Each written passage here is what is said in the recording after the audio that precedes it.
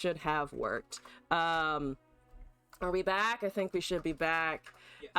Okay, cool. Hi, everybody! Thank you for sticking around. If you did, appreciate it. And we are back up and running post CDS match. Yeah, I was just talking to Glass in the minute of being offline.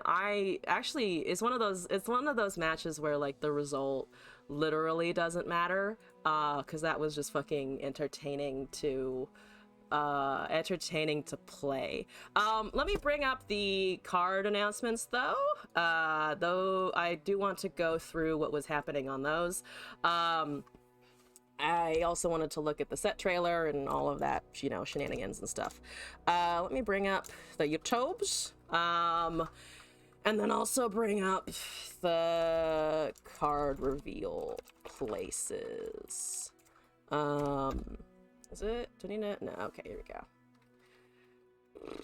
That is not the homepage result I was expecting from that site. Thank you very much. Legends of Runeterra.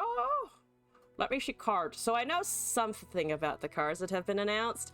One of them is that there is a new Flash Bomb support card that I'm very excited for. So that should be pretty good. Also, I know a bunch of people came into the stream, so I'm going to belatedly extremely belatedly welcome you all. Afro Ninja, Sky, Ructera Dude, Moss, Raptor Squeak, Liberty, appreciate the raid, Sick Pike, Weon, thank you, welcome back. I930, yeah, gameplay choices, but also welcome to the chat and the stream. Hope you've been enjoying your time here anyway. Pinkos, thank you for hanging around as always. I hope we gave you a fucking show today. So yes, let's go look at all of the thingies. I'm just gonna bring up the set thing first. Set reveal lore. Finally, our big buff man is here, so we're gonna mute this real quick. Ooh, I got a ping. Who doth ping me? Who dare ping me? Oh, Mafresh, you probably over the GG. Whoops. I replied to the Discord. Okay, let's bring this up here. Yeah, what is this? I'm the boss. That's all. We probably don't need captions on this. How's the audio? Very loud. You are very loud. Be less loud. Line starts here. Welcome to the arena. Whoa. I keep having to remind myself, by the way, that the coins and stuff are actually a Ionia thing. Because when I first heard about it, I assumed that they were like... For some reason, I thought, oh, it's going to be a...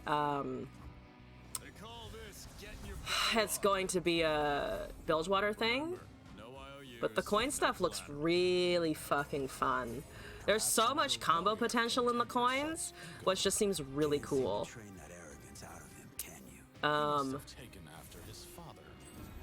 Like, I posted in the Discord being confused as to why they called it coins when basically Hearthstone also has a coin mana system. I still don't know why exactly it's coins over something else. I don't like the overlap in terminology personally. But it seems like a cool fucking mechanic regardless. Like refilling 8 mana for not just refilling spell mana, just like refilling mana. Like I was discussing the card with someone else when coins were announced, and I was like, no, it says mana. It doesn't say spell mana. It just straight up says fucking mana. So that's just gonna be fucking cool. I'm talking over all of his fucking fancy voice effects and all of that. The barrier before death. Actually, we can just look at them here. The barrier before death seems pretty useful. Also, Ren, that's how the stacks work. Haven't watched the video yet. Yeah, so coin, they stack in your... I don't know where it says exactly. It looks like it says it stacks in the hand. So what I'm assuming is, like, if you have a coin card in your hand, it will be like coin stack, refill 1, refill 2, refill 3, depending on how many coin cards you've cast that say that they add an additional coin. But yeah, on the note of set, Challenger seems obvious. Barrier is an interesting one, though. I do like that it's keeping him alive for extra time. And also, I'm actually wondering how like scary the barrier Ionia cards might get, because there's that one card that gets barrier, and there are a few other cards that also get barrier effects. So I'm wondering if you can actually like do something with that, or if you plop a Shen and a Set together, if that can somehow synergize. Because there's Shen Boat. I don't think you really want to run Shen Boat with Set necessarily, but there's definitely room for some fun interactions in there. Challenger with the Showstopper, which is the obliterate and deal 1 to everything else. Having another source of obliterate seems like it's just going to be fun, and definitely looks like it has a Lux effect of synergizing over time as you cast things. So that's kind of cool. I'm wondering, actually, on the topic of Lux, I'm wondering what I'm wondering how far you can actually shove Lux, Demacia, or Jace, PNZ decks with something like coins, because then they have access to control as well, which is the thing that put me on edge about coins in Ionia the most, I think. Of just like, okay, so the region that has denies, nopifies, recalls, stuns, karma, and all of these other super powerful just like control things, now they also get mana. So I'm wondering how much of the meta is going to become very control splash just across the board and everything, because it enables you to pump out more resources that another region would normally not be able to. Like, if you can cast Ruination and then also cast like another unit to attack that turn, that's a pretty basic and not the most exciting example. Or if like you can cast Seraphine and then also cast 40 bajillion spells with a Karma, that seems like a little bit of pressure to your opponent's face into a mill. So I'm curious what that's going to evolve to. So we kind of went over Set a little bit. The Facebreaker seems fun. I think playing with coins more, I'll get a better understanding of what is the actually good cost for an additional coin stack. Like, is that basically a 3 mana stun 2 like Crescent Strike plus the additional mana to compensate for the coin that you're casting later? I think the more that I see the coin cards, it's going to be interesting where that lies. Pit Professional is create a coin in hand, 3 mana, 3/3. That seems reasonable. Place Your Bets is just a draw 2 card with ramp attached, so that seems very good. Burst Speed Draw, Burst Speed make 2 mana in the bank seems very good. Master Bingwen the Sieve. The Civ. Who says sieve and who says civ? Because I do both, and then I forget which one is right, and then I'm like, well, it's a word and I said it. I forgot to say it earlier. At some point in the time stream, I forgot to say, Kind Roro, thank you for the follow, by the way, if you are at all still here. Bout security, when I'm summoning creative fleeting bout security and handing grid other bout securities +1/+1 and powered 5 with quick attack. That seems... They used it in the trailer. It seems like it has potential to stack into a bunch of big, beefy boys. I'm curious how feasible that's going to be. Like, they presented it as a refill your mana, cast a bunch of these, but there might be better units to cast in sequence over something like bout security. I like that Ionia now has something a little bit more like, let's see, Acolyte or, what's that other card? Legion, not the Legion Grenadiers, the Legion Marauders. It's kind of funny that Ionia has that now too. You summon the same thing and the thing buffs itself repeatedly. Old timer for 8, double attack 6/6. Recall the strongest enemy. If you spent 16 plus mana this round, recall all enemies instead. I'm excited for cards that have fancy effects after you've spent a shitload of mana. Obviously, I think it makes for the sense for the set, because you can hit that With refill and attune, like, it's not the most constricting of requirements. It definitely does, actually thinking about it, definitely does rely on you consistently being able to produce coins and mana and play them a lot. So I'm actually wondering how overpowered his leveled up condition is going to be. I think coins are just going to be strong, period. But the cost balance of how much mana should you spend for a coin and how feasible is it really to cast over the 13 mana that you get when you're enlightened, for instance, that's going to be an interesting thing to like feel out when you're actually in a game versus other decks that have coins versus other decks that just kind of ambiently exist. Like the decks that don't run coins, it's gonna be fascinating to see how they are just shoving forth damage. Did someone make the Super Saiyan set joke yet? No one has made a Super Saiyan set joke yet. You are the first to that fucking party. Also, welcome back, by the way. Yeah, so that I like these cards. I like these cards a lot. I am still not a humongous fucking fan that they're in Ionia over another region, but yeah, I think I would just leave it there. When I heard about coins, I didn't actually look at the region super closely, so I was like, oh yeah, that sounds like a Bilgewater would get it. Because there's, fucking black market version of things that have little coin effects. So that was a bit of a surprise. And then I immediately thought, oh my god, I'm going to see Deny in every single matchup. But to be fair, it's already in a shitload of matchups that are currently exist. Thank you, Rise, and everything else trying to beat him.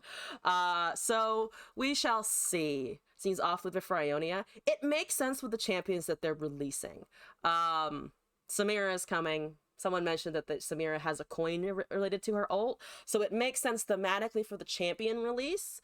I don't think of Ionia as being a particularly money-focused region, I think of them as being very angry at Noxus, and lots of martial arts that can kill me before I even breathe.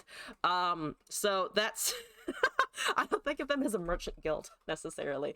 That's much more Bilgewater, much more P&Z. Even like Noxus could have coins, I could totally see. Wanderers, Free Spirits, Bets in the Fighting Ring. Anime, Asia, and Druids. Kinda yeah. The Fighting Ring stuff, I guess it makes sense. It's very cohesive subset. The fighting, like the brawling and the set and the Samira and all of that. And the Jack the Ripper who's coming as well. It seems very cohesive within that little pile. In the context of in the context of Ionia and, like, for instance, Shen, I don't think Shen is going to suddenly just like jangle a bag of coins in my face. That's not the vibe. Thanks, set. Trundle looks neat. 1+2+ ramp, 3, 5, 6, 7, 8 pillars, exactly 40 mana on turn 7. Oh man, you've done the math already. Yeah, that's actually kind of cool. 40 mana. Getting how fast you can level your set and how you can break that set combo is going to be super fucking fun to see. That's gonna just be really cool to actually puzzle out. I like that. I like that a lot. Imagine, I'm now thinking as well about things like augment with coins. So it would be P&Z Ionia. If, like, you can already kind of win with a glorious, you can win with a Glorious Evolution combo. Cast your card, suddenly everything is gaining super powerful attack. I'm wondering if there's a pathing where you just like cast augment creatures and then cast your coins and then cast all of the created cards that P&Z is capable of producing and basically just do a mini glorious attack, especially if you have things that are a little pricey or normally speaking, like the Neandroid, for instance, which is a card that used to be played way more often because it was an elusive 1/3 and now it's fallen off the map because there are better elusives with more power. But if you can burst speed, generate a lot of attack, wondering how that would actually feel ultimately. Anyway, these are some of the cards. I'm gonna go hunt down the others. I think this is just fan art, which is actual art. I'm not 100% positive. But there are new cards as well outside of the Ionia stuff that we were just looking at, and there's a card that I am personally very excited about, and all of you will know why. Flash Bomb Peddler is coming to the game. When you play a spell, plant one Flash Bomb randomly in the top 8 cards of the enemy deck. So all of my Puffcat Peddler memes, guess what we're doing? Guess what we're doing? We're doing them with flash bombs. I'm running, the first thing I'm slamming is like, Caitlyn Seraphine, give me random cards, give me spells, give me duplication of the spells, and give me damage. Give me so much damage. Sputtering Song Spinner, Sputtering Song Spinner with that, with a Seraphine, with all of the RNG. Like, Trail of Evidence is already like, you know, 2 flash bombs in the top of the deck, plus your Caitlyn strikes, plus anything else, plus the build over Peacemakers.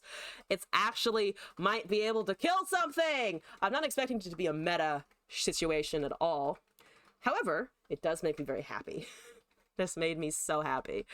Augmented Clockling for 4, 2/2 elusive, predict, then draw 1 and reduce its cost by 1. Elusive 2/2 for 4 with a predict, a draw, and a discount. 4 mana is a lot for 2/2. It does do things. I can't imagine really wanting to cast this. Like, really desiring a Clockling over running, you know, Drum Solo or something like that, where you can probably trigger the toss reduction on just cards that you draw in general. I think it's interesting for elusive P and Z if you're at all doing that, but I think it's a little clunkier. It has a good effect, though. It is nice that you can be able to pick it. I'm just thinking that at 4 mana, you're probably not going to be casting a ton of super powerful things after, which might be intentional. You might not want your opponent to be able to cast as like a 3 mana Clockling and then immediately rip a Glorious Evolution. That might be a bit much, especially if they have other discounting effects. But it's an interesting card. Fae, Bandle card, quick attack and augment, Carved Blade Twirler, a robot Fae. That's actually very cool art as well. Also, Sky, thank you for the request. Let me paste that in for today. It is the 23rd. March is almost over. Kiss March goodbye. By the way, unfortunately. Let's see here. Bumping that down. 23, pasting that in, thank you very much. And then, yeah, going on to Pie Toss, deal 1 unit, create a Perilous Pastry in hand. Remind me what a Perilous Pastry is. 2 mana, deal 1 to anything. That is a fucking anvil in a cake. Which does seem quite terrifying. It's a Blade's Edge with an upside. You know, that's actually fair. So 3 mana for 2 damage, but you can pick different units. That actually seems pretty good. It's better than a base group shot, unless your group shot is doing the buff, but that's actually not bad. Secret Keeper, 3 mana, 2/4. When you're summoned, create at the bottom of your deck 2 random to level 2 champions that are in your deck, hand, deck, or play. I'm sorry, but we are running that card. I like that the Shurima is getting the play with your champions cards, like the Priestess of Desert Light? I think I'm remembering that correctly. And now Secret Keeper. That just seems kind of fucking fun. There's now ways to get things that are RNG that are not ARAM or the Howling Abyss. So that could probably be very annoying if you run into the wrong person who's doing a really annoying consistent predict effect. However, it is also super memey because you never know what you're going to get. Like, if you get a Pike, like 1 single Pike, that's a situation in which I can fucking kick him in the nuts and be like, you suck, bro, and actually be right about it. Secret Keeper, Entreat, think of the combo. Yeah, Entreat or Predict or anything that shuffles and can allow you to see what's in your deck. That's pretty good. Fallen Sands General, Overwhelm, 7 mana, 0/7. I have +1/+0 for each ephemeral ally you've summoned this game. 3 Secret Keepers, 3 Entreats, 3 Rites of Calling. Oh yeah, Rite of Calling will also do the same thing of draw. I kind of like that. That sounds pretty good. This seems like it would do very nicely. It would be duplication, but it reminds me of the Zolani Bloodweaver decks that were just like, I'm going to buff my stuff and then slam this giant Overwhelm unit on the board. Thinking about that, wait, how much is Zolani again? Because now I'm wondering, like, if you're summoning a lot of ephemerals. Oh, but Zolani has that whole, it needs to be above its normal, like, empowered condition, so this actually does not require empowered, so you would be able to just stack that Overwhelm kind of quickly, which seems cool. Also, you can very easily tell that it's one of Azir soldiers, which I like this art. The art's still fucking top tier for these cards as usual. And we looked at the Perilous Pastry. So those are some other cards that have come out. Florida Man Dan, thank you for the deck code, by the way. Sand General, Encroaching Shadows. Yeah, that would probably work better than the Zolani thing that I was just talking about, actually. Let me take in this deck code here. So you got a video, we've got a deck code. Appreciate them both.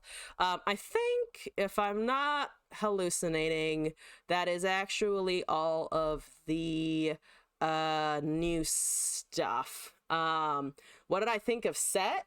I think Set looks cool. I think he will be fun to try and cast, and also to get his level up condition going. I actually really like his associated cards, I would say. I think Facebreaker looks fun. Showstopper is Obliterate, and I actually really do like Obliterates. Set is really mid. He's not okay. I do kind of agree that he's not an Aatrox. He's not an Aatrox. I don't think he has just enough emphasis, or there could have been more emphasis on the like the fact that he just can punch really hard and then he can hit really fucking hard. Like, I don't think that is quite communicated. Like, I think the barrier is a nice, like, kind of makes sense sort of with his kit and his shielding and whatever. He doesn't have Overwhelm. He doesn't have an explosion that happens other than the vague showstopper little ping of damage. He is not a win con. Yeah, he's not really a win con, no. He's a little bit more control, which fits with the Ionia region. Does it fit with him? I don't know. I like the design. I am not super fucking stoked about Set as a champion, but I think he is good enough and he is utility enough that he's going to show up at the onset at least a lot. We'll see if he actually has a great deal of staying power into whatever the meta evolves with once coins are really up and running. So I think, Lee is getting rotated. Lee has a very different effect, because Lee does have the Dragon's Rage, like, fucking punch out of nowhere damage. Yeah, maybe, I think the impression of Set that I had before this card was announced was that it would be a little bit more like the Lee effect. But I don't know. I liked the Set at face value, but to be fair, I'm also thinking a lot about the coin stuff in general, so that might be clouding the... I think if Set had been released without coins, I would have been like, yeah, this is kind of boring. However, I do think it is cool that they are incorporating him with that mechanic, I guess, would be the summary of that. Literally broken with Trundle Pillar, the 8 cost. Oh yeah, because it's automatically 8 and 8, isn't it? I didn't even think of that. Yeah, that's actually a lot. That's a lot. Interesting. Yeah, I'm assuming it also counts itself. Your Lissandra interest has been piqued. If you see ramp for the old timer, I'm gonna be extremely disappointed. Let's see, aim on a 6/6 with double attack. The problem with double attack is, yeah, if you get, let's say, with twin disciplines or momentous choice or meditate on it, it's a 16 damage out of the bat with a full recall. Although if you don't, your opponent doesn't have a stun. That's actually a lot of damage thinking about that. I don't mind ramp. Every game has it, and when your opponent, when you see a soul ring happen, I think I've seen too many soul rings happen that I'm just like, yeah, ramp's inevitable. Ramp is the inevitable storm coming for us all. Yeah, it's in a game like Runeterra though, I think when ramp is introduced, it feels a lot stronger because it's not as common. You like ramp in MTG, ramp feels too fair in LOR. He's a better Mina. He's definitely a better Mina for sure, because he has more combo potential over Mina. Yeah, ramp is just kind of it. If you see a Nivea get cheated out, you see a Karma get cheated out, you see anything get cheated out in Runeterra, it does feel a little bit like, fuck you.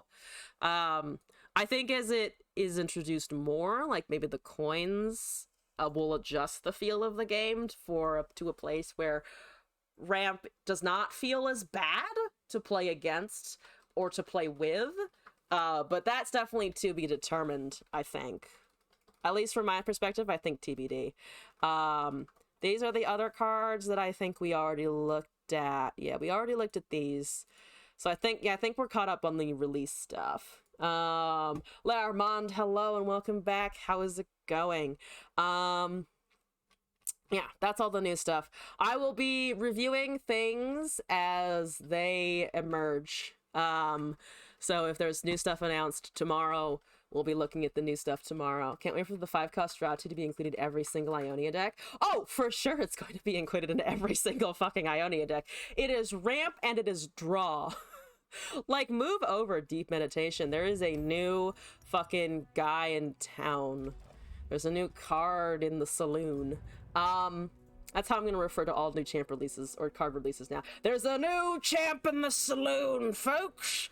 And anyway, that we're gonna go watch a video submission from Sky here before we move on to some actual gameplay, which I promise will be happening today.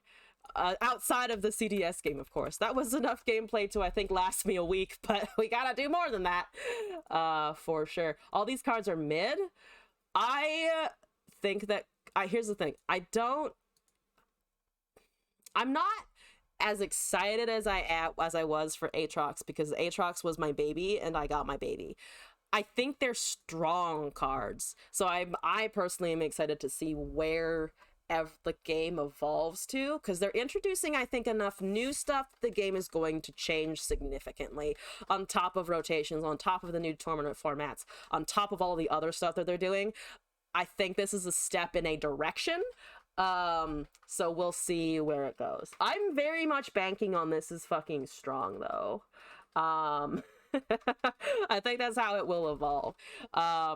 In intending pairings to fully see the strength. That's fair. I mean, we still don't know what Samira does. We still don't know what Jack does. There's still a lot of gaps to be filled in. All of these champions are going to get their little support cards. There might be new synergies that we see. It's going to be interesting. I'm excited for this expansion. It'll be good to play with this stuff. You just want Nico? Fair. Have you seen... Okay, Moss, have you been playing TFT at all? Because the new Nico hurts like a motherfucker if you stack it right. I was looking at it and I was like, Spellseeker Nico is taking out my whole team. Also, Le Armand, actually kind of horrible. Wait, no, you're doing kind of horribly? I'm so sorry. If I send you good vibes, I hope things are better soon. Hang in there, you got this. But new cards should be broken. New cards should be broken. Oh man, I like it when a card feels balanced. I like it when a card is just value, which is actually not how I would have, what is not what I would have said if you had asked me a year ago. Probably I would have been like, if it does something new, it's great.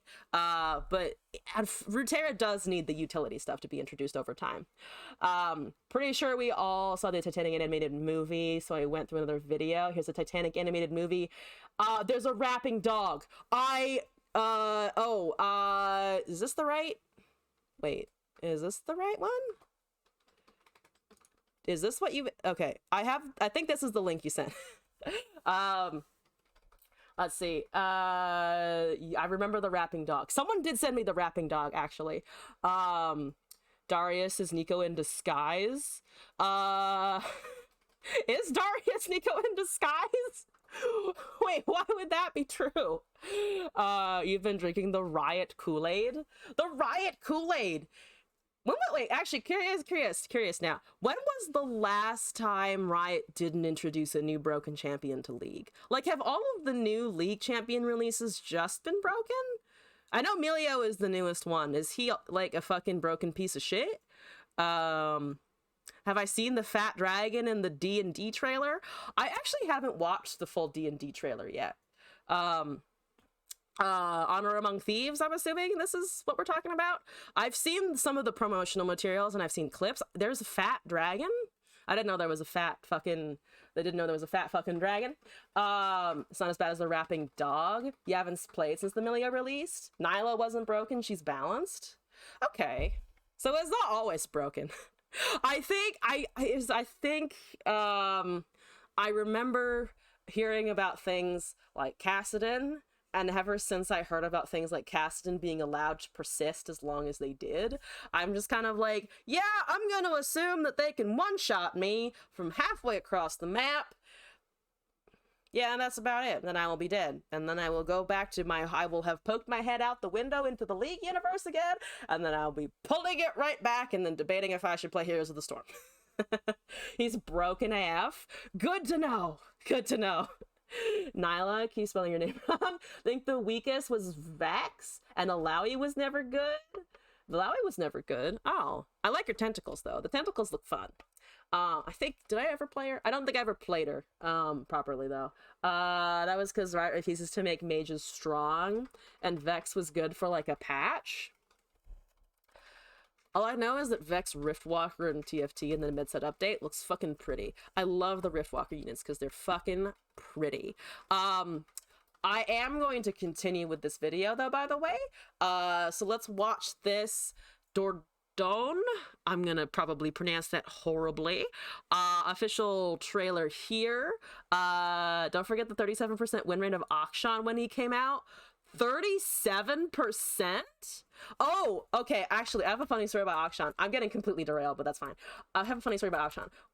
I was in a normals match, and we were losing horribly. They had pushed out an inhibitor at one point, and I didn't know he could do this, but the fucking, what was it? What's that skin line? The fucking Fey looking one. Swain has one. Hey, there's like a rose in his mouth and all that shit. It's like a kitted out Akshan. Very pretty. Clearly a lot of experience. We were losing miserably. And the friendly Akshan just like, I didn't know he could do this. He just fucking hooked, he had attached himself to one of the, not pylons. I think he attached it to one of the turrets, and then he just kind of went in a circle and killed the minions coming into our base, and like he didn't ever stop spinning that I saw, and I was just like, well, okay, that seems useless but fucking entertaining. Appreciate the fat dragon, by the way. I am going to watch a video now, I think. Yeah, my League experience of the last couple weeks has been, nope, no thank you. I had a Warwick feed and then yell at me that I was also losing them the game because I was up against a Mordekaiser who was like obviously smurfing, and I was just like, okay. I was trying to play Cho'Gath up against a smurf Mordekaiser, and I was just like, oh, I need to cast my ult on minions. I was still like flirting Cho'Gath. Horrible experience. Would not recommend. Fat Dragon sounds like something Bad Dragon would have. Fat Dragon's the competitor. Zeri, Cassante, Gwen, and Viego. Huh. Actually, I don't know what Cassante does, thinking about it. I vaguely know what Gwen does. I vaguely know what Viego does. I know what his fucking passive does. What does Cassante do again? All I remember is that Cassante had a bug where you could hearth and you could also scoot, I think. I remember seeing a Cassante hearthing and he's just like bouncing all over the map at the same time. I haven't played the game much since Cassante's release and have seen him do some cancerous things. We know the new set is Sam and Set, Samira, and Jack the Ripper. Jack the Ripper. It's a custom Runeterra champion who's coming. He's the fish guy who's in some of the Bilgewater cards. Tank with the kid of an assassin. Cassante flips people through walls and smashes faces. Good shit. Jack the Winner. Oh, Jack the Winner, not Jack the Ripper. One of those things. Jack something. Also, Afro Ninja, the matches went well. I went 1-2, but it was a 1 HP difference on that last. It was a 1 HP difference on that last match, so I felt pretty good about it regardless. Anyway, I'm gonna put this in the background, or actually, watch it in general. Jack's the Wiper, the whatnot. He's the first non-champion card that's a champion. Think so, yeah, because Nora was introduced later. My childhood. Jack is a whipper.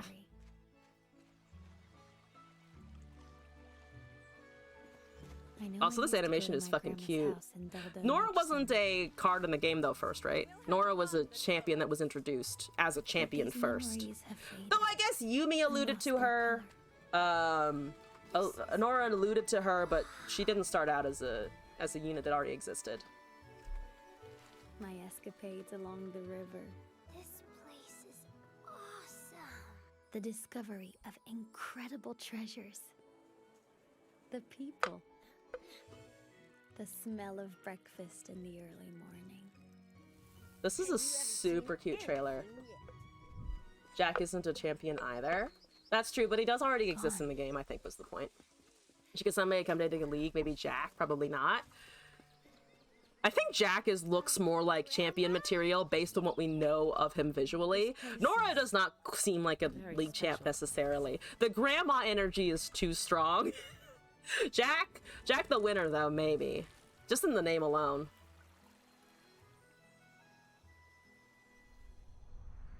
All I remember is that I miss Dordogne.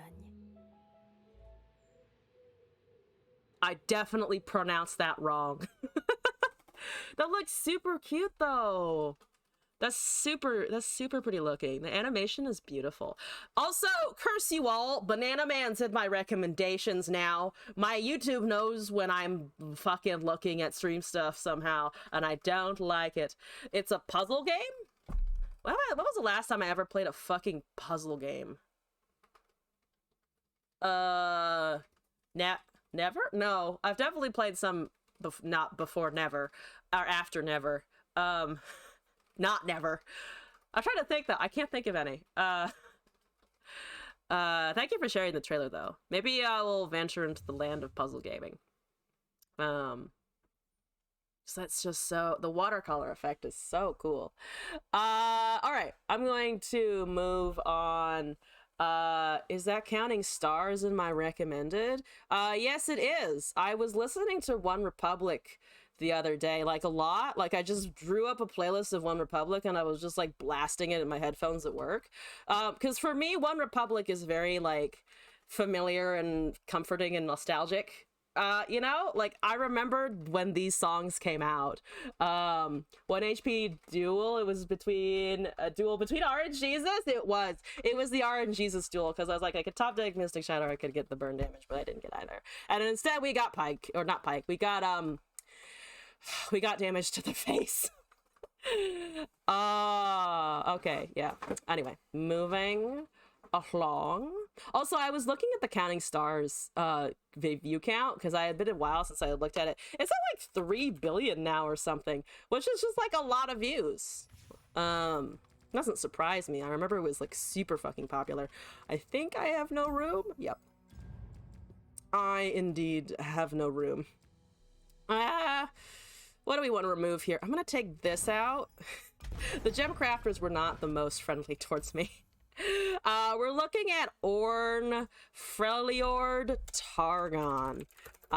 This is from Florida Man.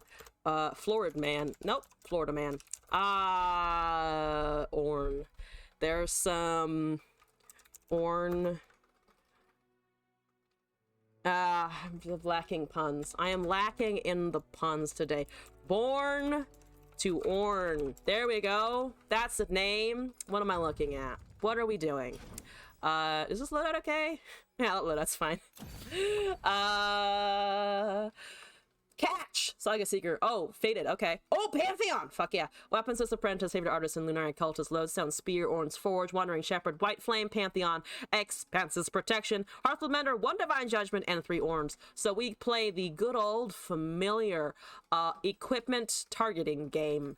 And then we go from there. You improved your Soraka Galio. It's slightly still highly slow for compared to the meta.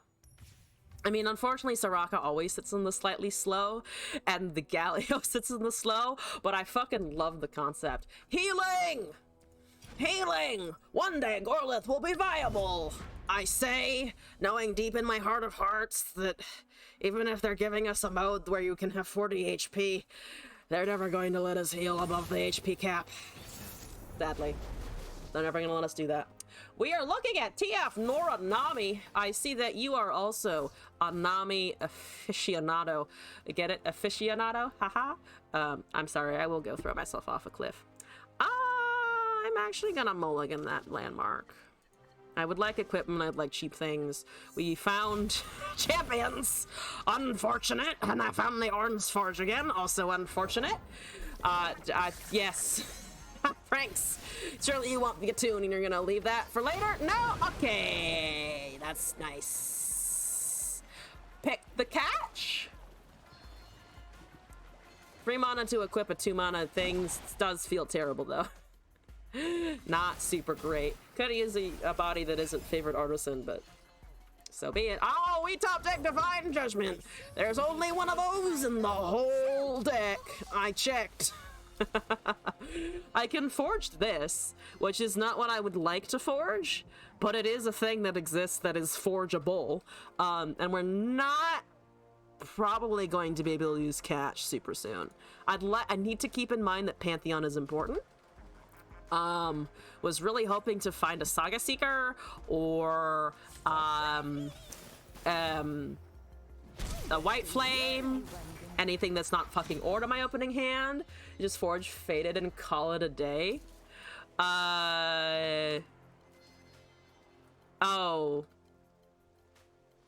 Wait, forge what? I mean, I can get to the Pantheon later. Yeah, I needed a Fated unit in my opening hand. I mean, this is still available. There is a Saga Seeker, at least. So at least I can give that something.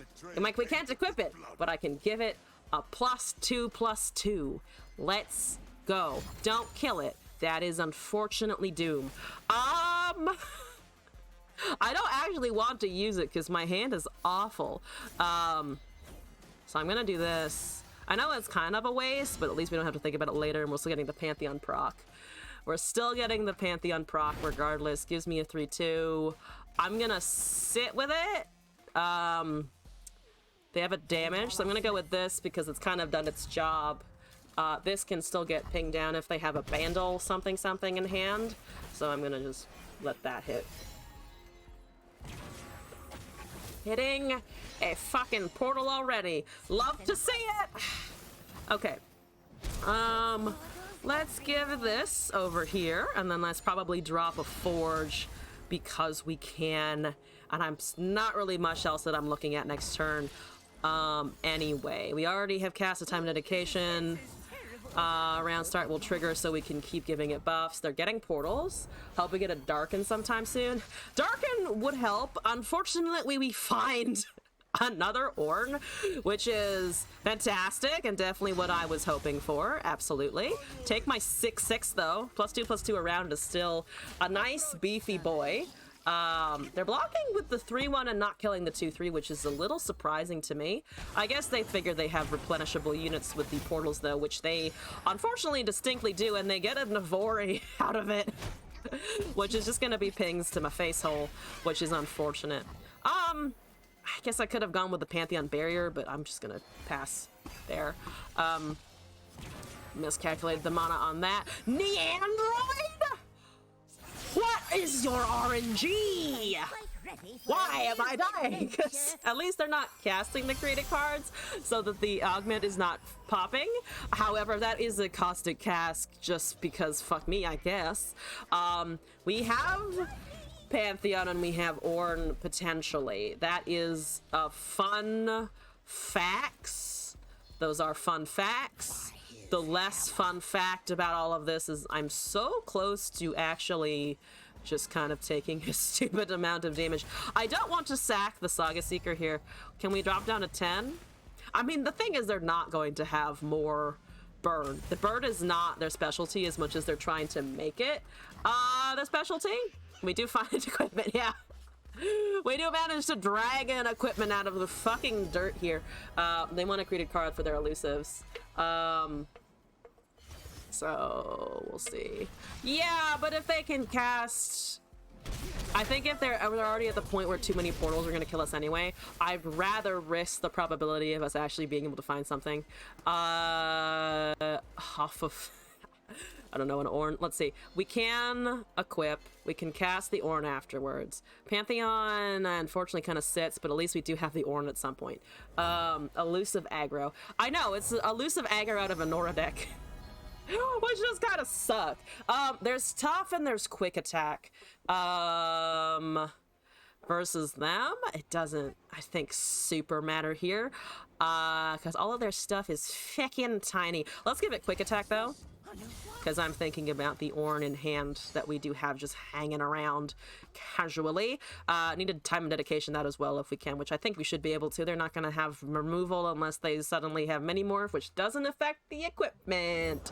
That's a TF. Okay. Dead in their tracks. I don't think you can kill that unless you somehow have a group shot. And the group shot is too late anyway.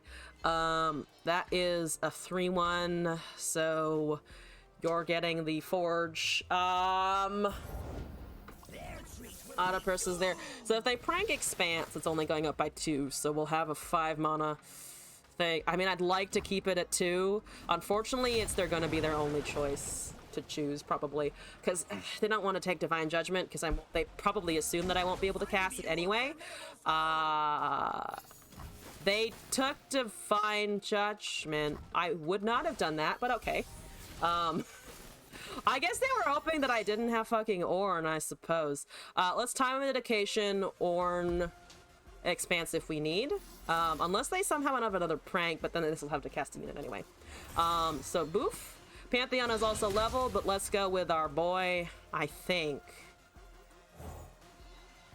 Boop. So you're getting swole.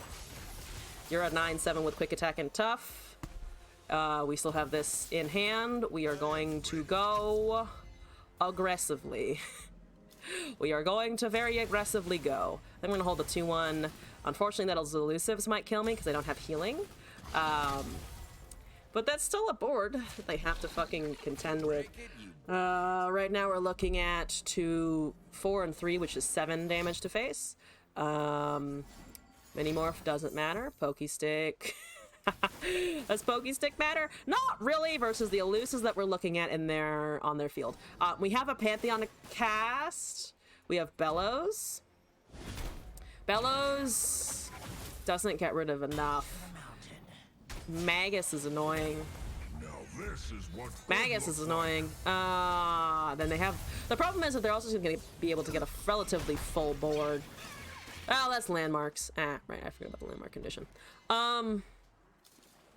My board is allowed to persist. I just don't know how long we're allowed to persist if they go wide. Deal and kill that. I mean, I guess I could expanse it. but I'd rather hold that for something more important, arguably. The Ornalanch. It is a bit of an Ornalanch. Yeah, I don't know why they pranked Divine Judgment. I'm holding the Expansive Protection, so I didn't need it this turn. I'm still kind of surprised that they didn't pick it, though. Because it's cost 2 less, not cost nothing. Yeah, that's already 9 damage. That's lethal. That's lethal. The Neandroid is lethal. Yeah. I need them to not open. But I think they're going to open. Unless they're dumb, but I think they're going to open. Oh, and they have blade fragments from the 3-1. Broken, hello! We're currently doing a viewer deck that is Pantheon Ornn, and I am unfortunately dying to elusives. Yeah, that's 12 damage to face. Ah, there we go. Unfortunate. If it hadn't top deck Neandroid, we probably would have been able to pull out of that one. Not quite, though. Not quite pulling ahead with Neandroid on the field. Yeah. Created elusives. Augment elusives. I also, if the augment hadn't been there. But they still had to find it. Still had to find it out of the top deck. I don't know if they really need Nami with that deck, actually. Like, I see the argument for the TF, for sure, because you won't draw with portals. I don't know how much the Nami is actually going to get you there, because I don't even think they leveled it after they cast the Nora, and the Nora was already leveled. So I don't know if that's the most efficient thing to include a Nami. Like, if you do get elusives, that's great. But if not, then slightly fucked. Game? Is my internet okay? My internet, I think, is okay. Yes! My internet is fine? Question mark? I think my internet is okay. We are top decking Faded versus Freljord Ionia with Karma Tryndamere. Also, Fading Black Rose, I should have time today. Thank you for sending that in. And Broken, we are currently only have a video and one more deck to submit. So if you'd like to send something in, I believe I should definitely have time for it this evening. We are on earlier than usual, so I do have more time to just kind of play stuff for a little bit. I don't want to, like, a 5-hour stream. I think that would be too much. I'm just saying, if suddenly I got flooded with 20 requests, please don't do that to me and my brain. I'll be okay. Okay, that's a nice buff. Anaka is good. We are back to the bass music because there was a glitch in the Matrix, but that's okay. We can trigger more Faded. Ooh, White Flame is here. Do I just want to open attack with a 2/4? I mean, we can always cast something else and put that on later, I think. Got nothing. I haven't played in a while. You did on a 20-hour stream for Diablo 4? Yo, that's fucking hardcore. I hope it went well. How are you liking Diablo 4? You've been grinding Master Duel? Ooh, nice. Okay, so they do have a heal. That's fine. I'm gonna bank some mana here. They're healing and also waiting for ramp to happen. So I could cast both of these. Cast a White Flame, forge the White Flame. Missing out on the weapons for Serpentress Forge is also kind of annoying, though. Pretty fun. Can't wait for tomorrow as the next open beta. Nice. Might as well, I think. Well, they're gonna have Avalanche at some point. But right now, everything that we have does survive that. Hi, Hearthblood Mender! You're a nice 5/6. Good to see you, bro. I'm gonna do... Yeah, I mean, if they have Avalanche, they've got fucking Avalanche, I think, is just kind of how we're gonna have to look at this. Look, it's a dragon. Do you remember when this was worse? Do you remember when that was a really, really big, annoying dragon? Like the worst dragon ever that could also benefit from the unnerfed Zenith Blade? Because I fucking do. I remember when that was a unnerfed Zenith Blade kind of target. It was very bad. Let's see here. We got heal. We don't need it. We got another dragon. I think we're actually fine not doing that, and we can kind of just attack. I'll use the Expansive Protection depending on what they block here. Sister chance to redeem yourself. Blizzard, don't fuck it. Blizzard, don't fuck it, indeed. I'm actually kind of okay am I kind of okay buffing that? I could also just forge the dragon, get the thing back, and then plop it on the dragon, because the dragon is kind of a better target in general. They're going to have recalls, which kind of sucks. The deck you sent is probably terrible, but it can be fun in the right matchup. Okay, good to know. Yeah, I think I'm just going to cast a Darkened Spear on the 4/3. That's a Ritual of Renewal, which is a card that I have not seen in a long time. Okay. Let's put this over here. Look, it's a 5/6 now. It's a 5/6 now. Do you like it? I like it. I think it's pretty good, actually. Have another one. Have more Burbies. Okay, let's pass here. Something terrible. Something so bad my opponent can't do anything about it. That's the mentality. Or my opponent can't do anything in general. I mean, this is buffed. It survives removal. I get gems for healing and to boof. And if they have recalls, we can ignore it. That's just a karma. Straight up. Good to see you, karma. It's actually really terrible. Have a dragon. It's really awful. Have a freaking dragon. I would like to top deck also a Pantheon at some point. Maybe we'll find him. We do, of course, just have Leorn for the buffs, though. Assuming it doesn't run into Ionia stuns and recalls and stuff. If Elizabeth Deck gets got access to Demacian cards. Oh, more like a Jax kind of situation. What are you again? A 0/2 plus the 7. We do have it. Oh, we have the expanses for 2 again. Yeah, let's just go. Ornn, time to go. Equip that, get more Nakas. That's an 8/9. We put that on the front. The Pantheon is leveled. That is a Buried in Ice. Let's see here. I do actually want to be able to keep one. Do I care about keeping the Ornn? Do I care about keeping the dragon? Honestly, the dragon at this point. But the Ornn actually will level off of this. Let's keep that. The Ornn gets to level. We're losing an Anaka. We're not losing the units. They should be exact copies returning. So we're only losing 1 weapon, and you can still go and level, become a 9/11. E-Girl in red. Thank you for the deck code, by the way. Appreciate it. Oh, I still have it. I have it silencing when I click off. That's not right. That's unfortunate. The Viego guy is oh, is it too loud? Apologies. I can turn it down slightly. I like that it's loud, but if it's clicking and clacking too much in the chat or in the general noise of the game, I will fucking shut it off. There's a catch. Be constantly making sound. Thank you very much.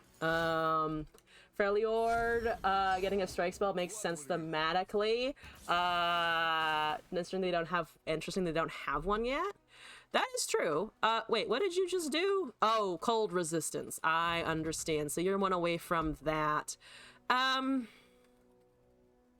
mean, we're getting a very good board. We're getting a very good board. So let's just cast this, I think, on the Ornsticles. So that's an 11/13, and then we'll also have Le Ram, and then we can kind of just live our life, hopefully, and hopefully that doesn't have 40 bajillion things that can interact with my attack right now. Make it a 3-mana strike and generate a stance. That will make Udyr good. At least Udyr is fun, though, regardless. Okay, so you go for sure. You go for sure. Oh, it kept the Fated proc. I didn't know that that did that. And my opponent has left the game. I guess they didn't have recalls or stuns. Room for the Ram. Yeah, I was planning on leaving one of the dinky units behind for the Ram attack, but I didn't even get to show off that I was thinking ahead. Our opponent just left. Good stuff. Good stuff. Ornn feeling surprisingly castable in the deck. Like, every time I hit 7, I was lucky to have an Ornn in the hand. But also it felt like natural to cast the Ornn by that point. The Fated is a nice synergy with it. Given its Freljord, that would make the strike spell slow speed. Really getting fast speed interaction is rare. Demacia get the fast strikes. Just give Demacia things. Is afraid you're gonna fizzle the Ram?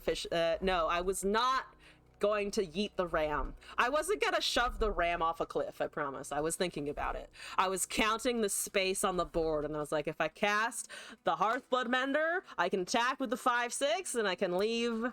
What do we have on the board? One of the Saga Seekers or something, or the... one of the Forge ladies up behind. Sherman has a lot of strikes, but they're all slow. Grappling Hook, Desert Duel, yeah, all of those are slow. Demacia has the fast strikes. Oh, Noxus. Noxus has the strikes. There's Whirling Death and there's Bloody Business. So it's Noxus and it's Demacia, which I guess thematically kind of makes sense that Noxie and Demacia are a little bit mirrored, but their mechanic of how they strike is a little bit different. I also just kind of like, I just kind of like the thought of Freljord strikes being real slow, but also really powerful. So you just slowly see this fucking troll just fucking break the laws of physics and then just like slowly slice you in half. Bandle has fast strikes for some reason. Bandle has everything for some reason. Do you need a strike? Do you need burn? Do you need pings? Do you need removal? Do you need draw? Bandle's got your back. Which is just like, fuck you, Bandle. Why are the Yordles so multi-talented? I don't need the multi-tool Yordle. I need the Yordles to go burn. Unless it's Teemo. Faded makes fours go big real fast. Makes it hard for the opponent to undo the value. Definitely got a feel for that, because even after the Buried in Ice happened, I mean, we benefited from having the Expanses in hand for sure, but it was also just like, I don't really care if you get rid of my one Anaka, because then it's still a dragon. Lost multiple games to opponent casting double tap. Do you need deny? Puzzling Signpost broke me a little bit. When they announced Puzzling Signpost, I was like, okay, why? I don't disagree that more regions should have interactivity to shut an opponent down.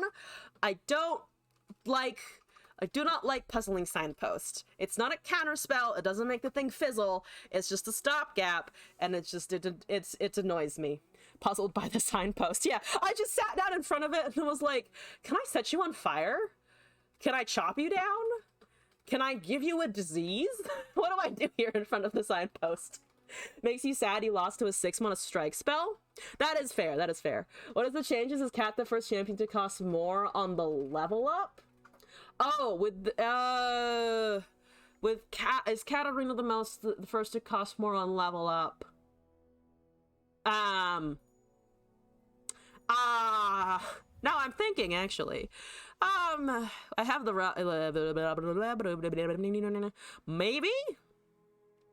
I cannot think of another example of it increasing by 1, to be fair. I think so. There are cards that have differently priced champion spells for sure, but cost increases, I believe so. Other than things that do weird shit like fucking Jarvan, but yeah, I think so. The Kayn. Oh, Kayn changes, but he becomes free, or pseudo free, because he counts you has already have cast it. But yeah, that's an interesting one. Yeah, Kayn changes. Kayn costs less. If they kill the unit, we have the forged weapon. If they destroy the equipment, we have the faded attacks. Exactly. And any target with faded with a weapon is also just pretty much always going to get at least +2 to something, if not +3 or +4. Yeah, he's free. And they don't have any means yet, or they have not introduced a card yet that increases your champion cost, like prank champion kind of synergy, which is pretty good, actually. They fixed that, right? Yeah, they fixed that. There is no more squished Kayn. You guys remember squished Kayn? With that, the circle didn't show up, and it was just like the full art, just like in the wrong aspect ratio. That was funny when that happened. Okay, we are moving on with submissions, I believe. Fading Black Rose, I have a video from you that apparently has a fat dragon in it, which is good. We've got a deck from Fading Black Rose, and we've got a deck from E-Girl in red. If you'd like to send anything else, the submissions are open right now. And I welcome decks.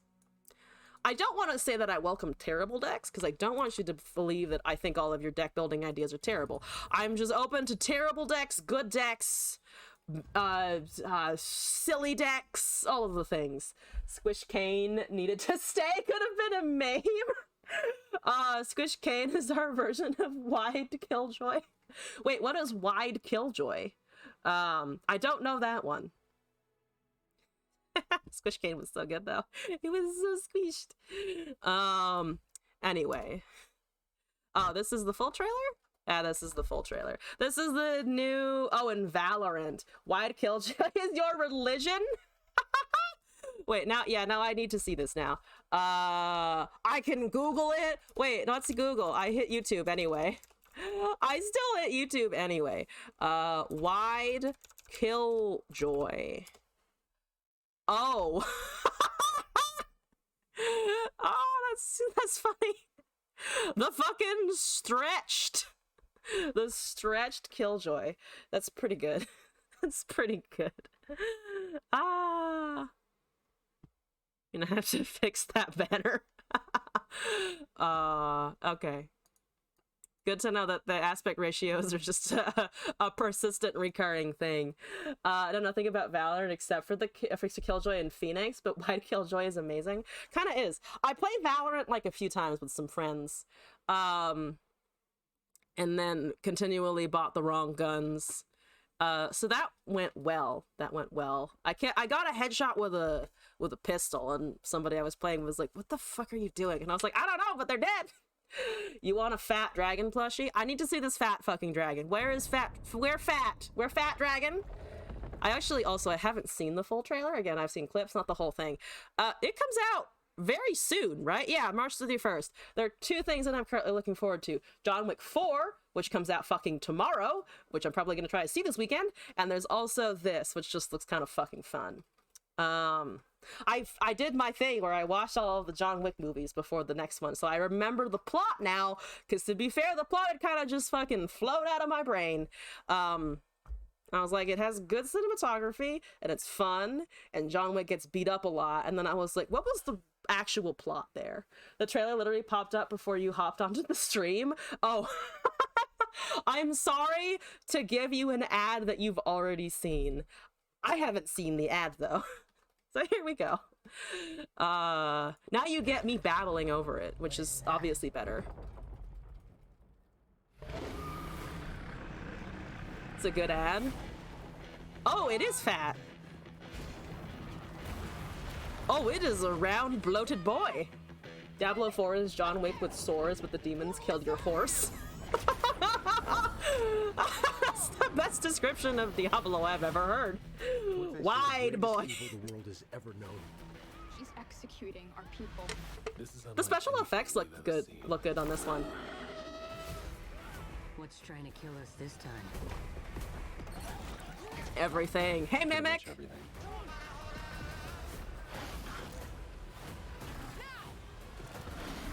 The magic is on a whole other level.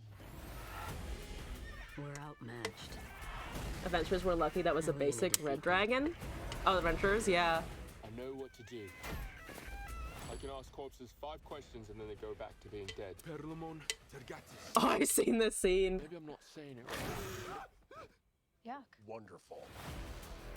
Were you killed in battle? Yes. Great. 4 more questions, right? Imagine it being an elder dragon. No, that wasn't for you. True. Does that count as a question? I haven't seen season 2 of Vox Machina, but I know there's a dragon in that one. Okay. That looked very scary. Why did you say okay at the end of that? I didn't. Fantastic. Where's the shovel? Most accurate representation of fumbling around in a D&D campaign ever is Chroma Conclave. It's a lot of dragons. It's fantastic. I gotta say, I like the thematic aspect of... It's called Dungeons and Dragons, so we're gonna put a fucking dragon in the opening. It is so round though. Look at how round. I agree, I would buy a plushie of that instantly. Just kind of, it could join Flufferton is also a round thing, even slightly more intimidating. Want a dragon friend, Flufferton? Anyway, moving on with our deck submissions. And considering the impact of being a fat wagon, fading black rose. I have a deck code, and then we got e-girl in red here to bring in as well. Let's see. He looks like an oversized Dota 2 courier. Imagine having that like waltz up to you and like it just hand you the tiniest potion. Just like, ah, yes, he's destroyed a city, he's destroyed this whole party, and then he just kind of gets close to you, opens his jaw, and there's just a little strap around one of the front teeth, and it has like a pouch, and you're just like, yes, this is my courier. He's fine. He brought me something. He is good. Aren't you consider? Oh wait. Literally, why no friend if friend shaped but larger? Yeah, that's a good point. I love that mentality so much because I have it a lot in video games of just like, it looks like it's friend shaped, but everybody's telling me it's evil. Like when I play Hearthstone Battlegrounds sometimes. I'm gonna import this deck as I speak. Or gonna try to multitask. And I saw Cthulhu, and I was like, Cthulhu is a friend. Cthulhu must be friend, because Cthulhu is the cutest little eyeball I ever did see. And then Glass was like, no, he's not friend. And I was like, this is evil. This is evil. How dare you make it look like a friend and not let me have it as a friend? Haven't you considered that the dragon might try to eat Flufferton? Okay, here's my argument. Here's my argument that Flufferton will not get eaten. I still have 1, 2, 3, 4, 5, 6, 7. There's an 8th one somewhere. There are 8 dragons on my desk right now, and there's also a dinosaur on my desk right now. So if none of those things are going to eat Flufferton, and if Flufferton can make all of the other dragons bow to his very whim, I think that will be fine.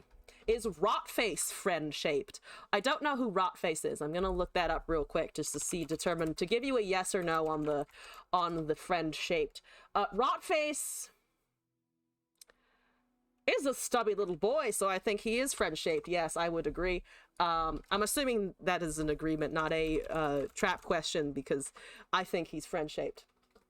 Anyway, fading, this is, I think it's the new code. Didn't Amir tell a story what happens when you eat a poro that one time? Oh, I think you explode, yes. I believe you explode if you eat a poro, which is a pretty good deterrent. I'm assuming Flufferton is intelligent enough to communicate that somehow, maybe even telepathically. So maybe that's what's going on there. Rise joins the army. That seems like a good description of Rise fucking Noxus. What is he doing with the fucking Noxus here? Let's choose... It's Rise Katarina. Okay. Let's see. Rotface looks like a Nurgle follower from Warhammer. True. Like the name. I'm not sure if you're afraid of Rotface or the deck name, but I think... I agree with both. What's a good Noxus... Rise as magma chamber? I'm gonna remove Angie Pangy Viego. Let's just do magma chamber. Don't use it very often, but it's still a pretty good aesthetic. Blade's Edge, Flock, Sapling Toss, Spell Thief, Three Sisters, Death Lotus, Disintegrate, Entreat, House Spider, Katarina, Noxian Guillotine, Scorched Earth, Rise, Deep Meditation, and Drum Solo. This is a deck! Holy shit, this is interesting. Try not to add cat, but the free Blade's Edge can be clutch. So I ping their stuff. Oh, so I just ping their stuff and then get rid of their stuff. Between the pings, the flocks, the disintegrates, the guillotines, and the scorched earths.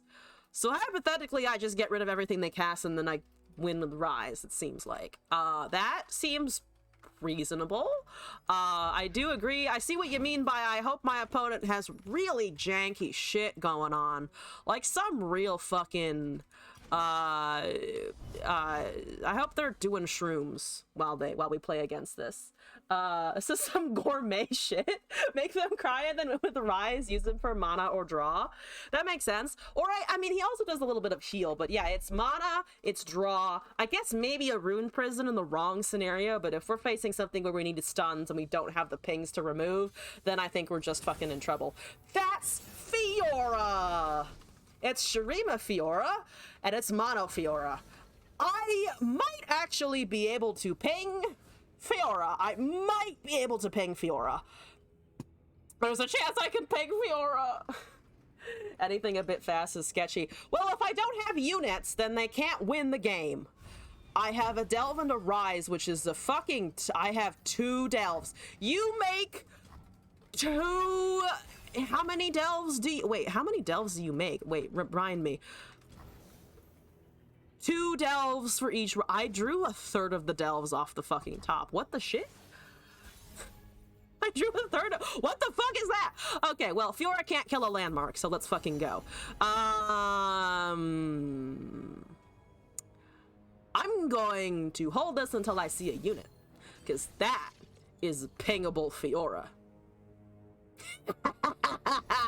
As a Chamber of Renewal, I'm still gonna try and hurt it. If you have a Fiora, I can face tank it for how many turns again? 5?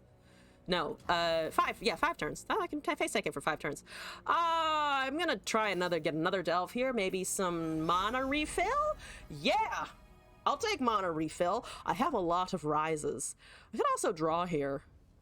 Actually, maybe the draw is more valuable because we actually do get the mana banking regardless. Rune, go. Rune, fine drum solo. Rune, okay. Yeah. Spell Thief is a card. I could cast a Rise here. I don't actually want to feed them that, though. I really don't want to just feed them the Rise. How many cards do we have? 9 right now. So I could top deck. You played your first DFT game of the new half set? Ezreal is fun as fuck. Oh yeah, the Ezreal, like, parallel. I love the description of Ezreal learns from an older, more handsome version of himself. I'd like to learn from an older, more handsome version of myself. I'd like to meet me 10 years down the line and assume that I'm also just, like, look good looking and stuff. Okay, we're gonna, I think, draw and refill Lamuna. We have a Katarina. You have 6 whole mana. What am I doing here? So that gets Spell Shield. I don't have a great way of pinging all of the things. But I do have Blade's Edge Scorched Earth for it, but they probably have Barrier. I don't want to lose everything that I have here, but if I put down a Rise, they're going to do something. Like, we know for a fact that they're probably going to do something. I could cast the Katarina and just fucking yeet her. We burn a card if I don't, which is the problem. I could destroy that landmark, though. Maybe we just get rid of the Spell Shield? Because we'll have other sources of damage going on, and then I can just kind of sit and wait, because the not having Spell Shield means that they're limited to just having the barrier, which is kind of nice. We don't have room for deep meditation unless I cast a unit here. I also can't really draw. We might be able to do a Rise. We might be able to do a Rise and a draw and get a Delve. Or we could just put on the Katarina. Maybe we just put on the Katarina, actually. And then we get the Blade's Edge, and then we can sling with the Katarina, and hopefully she will hit something, and if she runs into a single combat, that's actually just, like, kind of okay. I have 10 cards in hand. We are not going to fuck it up and lose the Katarina off of because I have too many things in hand. We're not gonna do that. We are not fucking doing it. They are preventing me from striking with it, which is fair and understandable. So that I do lose that interaction. Can't buff it in any way in particular. That is the right of calling. So they're getting their sweet, sweet Fiora. Damn you, Fiora! We have 9 cards, right? Yeah, we have 9, so I can deep med now without losing my shit. There's a Ravenous Flock, there's a Disintegrate. Oh, I like those options. I love those options, actually. because now we have the pings to potentially deal with stuff. I'm actually going to leave it there because I think with the stuff that we have in hand, even if we obliterate like a champion, we'll be okay. I think we'll be okay there. We just have to stay very above board on that.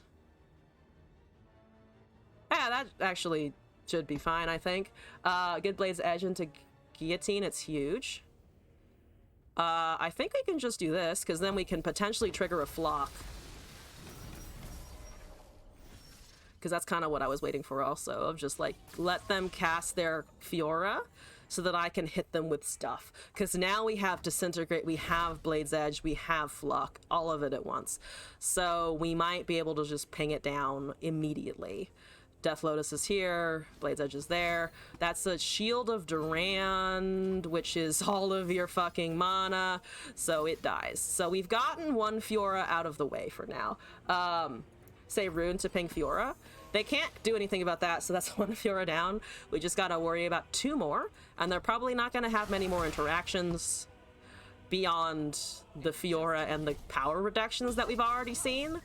Death Lotus Disintegrate is in hand. Our Katarina is just kind of chilling. We didn't actually obliterate any cards because that draw actually fucking worked out. If they have a second one, do I care if they have a second one? They can Fiora, but they cannot riposte here, so I'm going to risk a rise level. It is time. I must fight for Runeterra. I think that's correct. Spell Shield is nice, means they don't have a strike. Has he played anything? He played one Fiora that we flocked immediately, which is honestly just kind of fine. They're offering me more passes. How many cards do I have in hand? 8 of 10. We can Deep Meditation fine without risking more losses. That's a delve. We're gonna pass. Can I just win? Also, can I just win with delves? It is. It's why I don't like them. They have one thing. They have one whole thing, and if they don't find that one whole thing, fuck you. Okay, let's do this. We'll trigger all of our stuff. We're triggering the damage, but hopefully that doesn't bite us in the ass. We might just be able to... Oh, we dropped a drum solo because I forgot about how much stuff we're doing here. I can't actually super draw. I can rally with the cat, though. Are we obliterating? We are currently obliterating, which does kind of suck because I have cast so many things that the Katarina doesn't actually have room here. Could Realm Warp, but that is also going to kind of suck because we don't have much to do because my hand is just so fucking full. Could only attack with the Rise and then we obliterate something else that isn't the Katarina. But honestly, at this point, I don't actually give too much of a shit about obliterating the Katarina, I think. Right? Because we have another one and it will still level, I'm pretty sure, right? Because it still gets the strike going. There's a Scorched Earth. Oops. That doesn't do anything. Is he just kind of lying down to die? Apparently, there was one Rite of Calling and one Predict cast around that. But yeah, we also just have the Katarina rally here, so we might as well, I think, do that. That's more life face damage. We like that. That seems appropriate. Okay, let's just cast this onto the face, and that's more interactions for us. Still not a leveled Rise, but honestly that's kind of okay. I think he's got Spell Shield now. He's very tanky.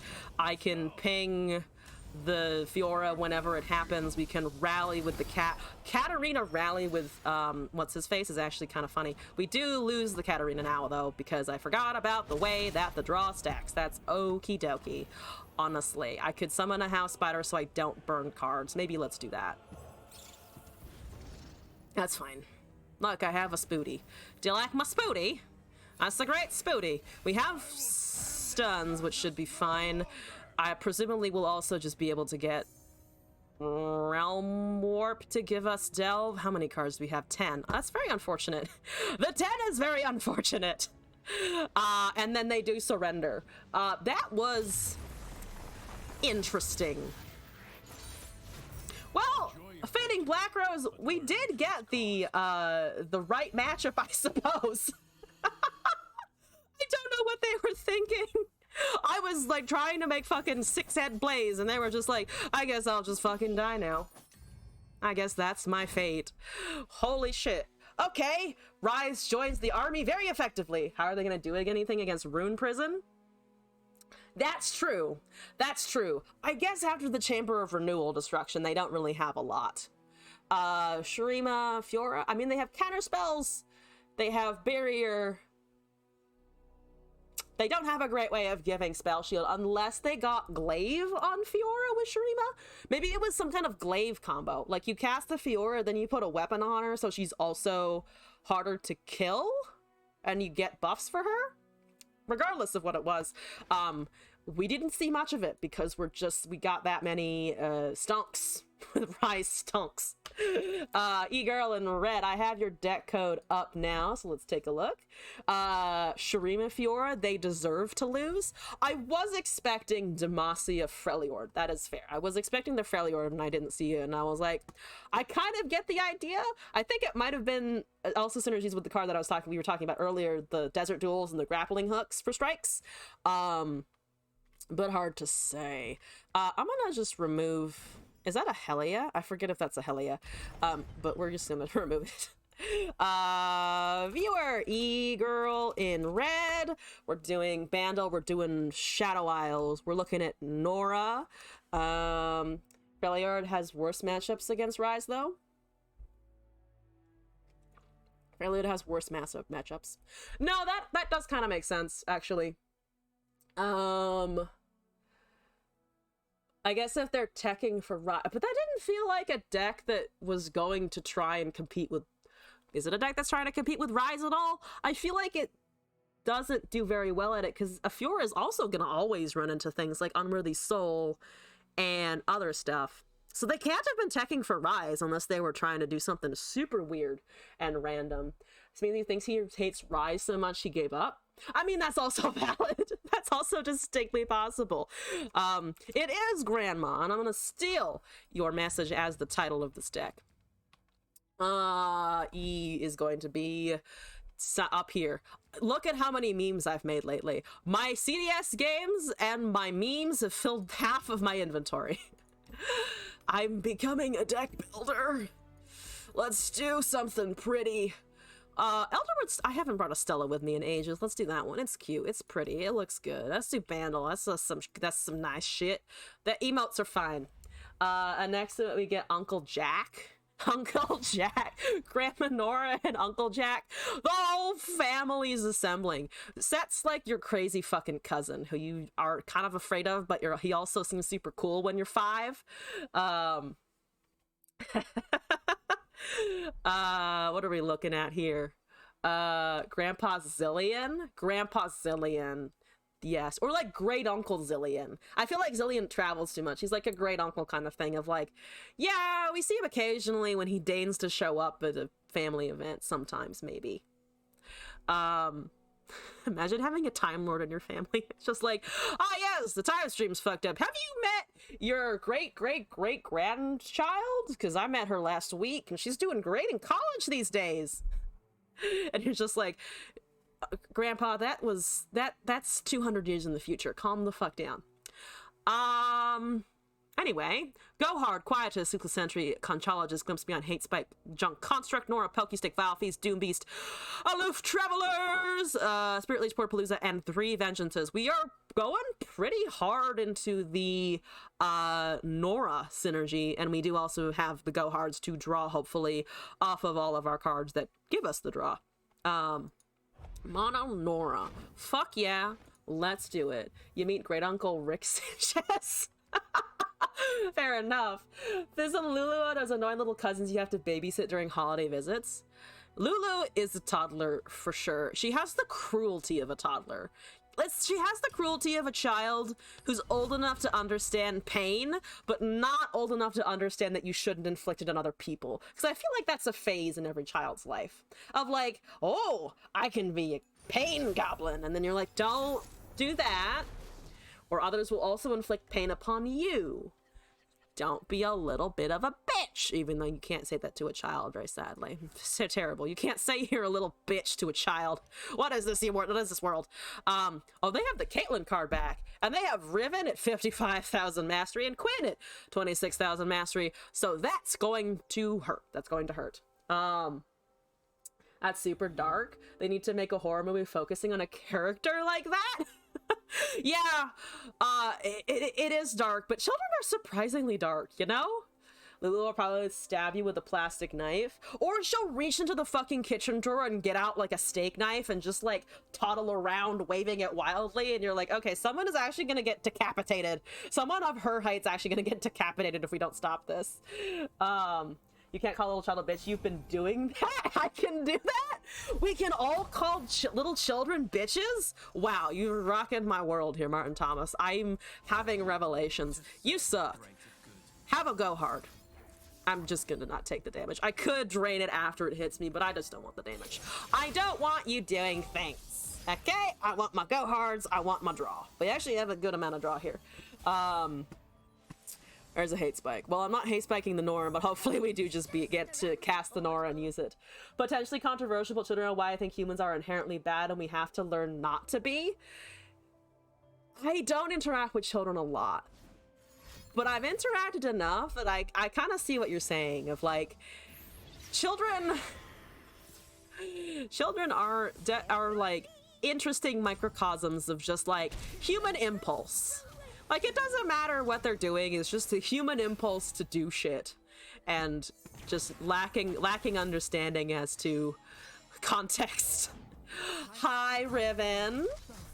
Hello, Riven. How are you? How are you doing today?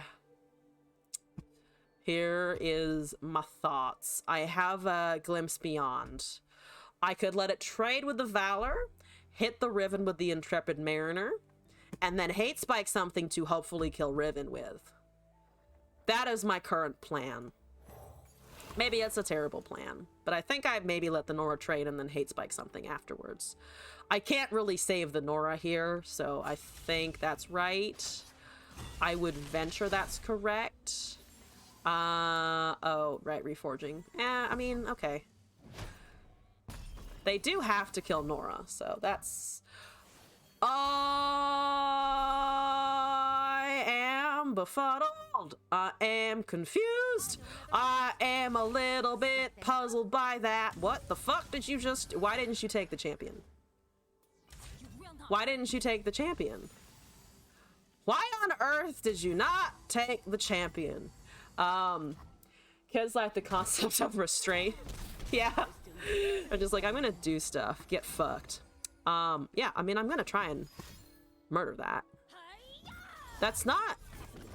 Oh, you want the blade. I get it, because they have the blade in hand already. Ah, so I cannot hate spike it. So I fucked that up. Okay, yes, I forgot that they had all of the fragments by now. Like, back to when you were lugging, you're always those kids who would rip the wings off of grasshoppers. Oh, yeah, I feel like that's, like, super fucking common. Yeah, I fucked that up. I fucked that up. I fucked that up a lot. I can get her down to low HP, but I can't get her down to fucking no HP, which is where I would like her to be. Nice opponent. Yeah, nice opponent. One of your cousins used to enjoy watching bugs die slowly in candlelight, and that motherfucker just put it in there? Ouch. Dude just killed it. He'd be like, I want to watch it burn.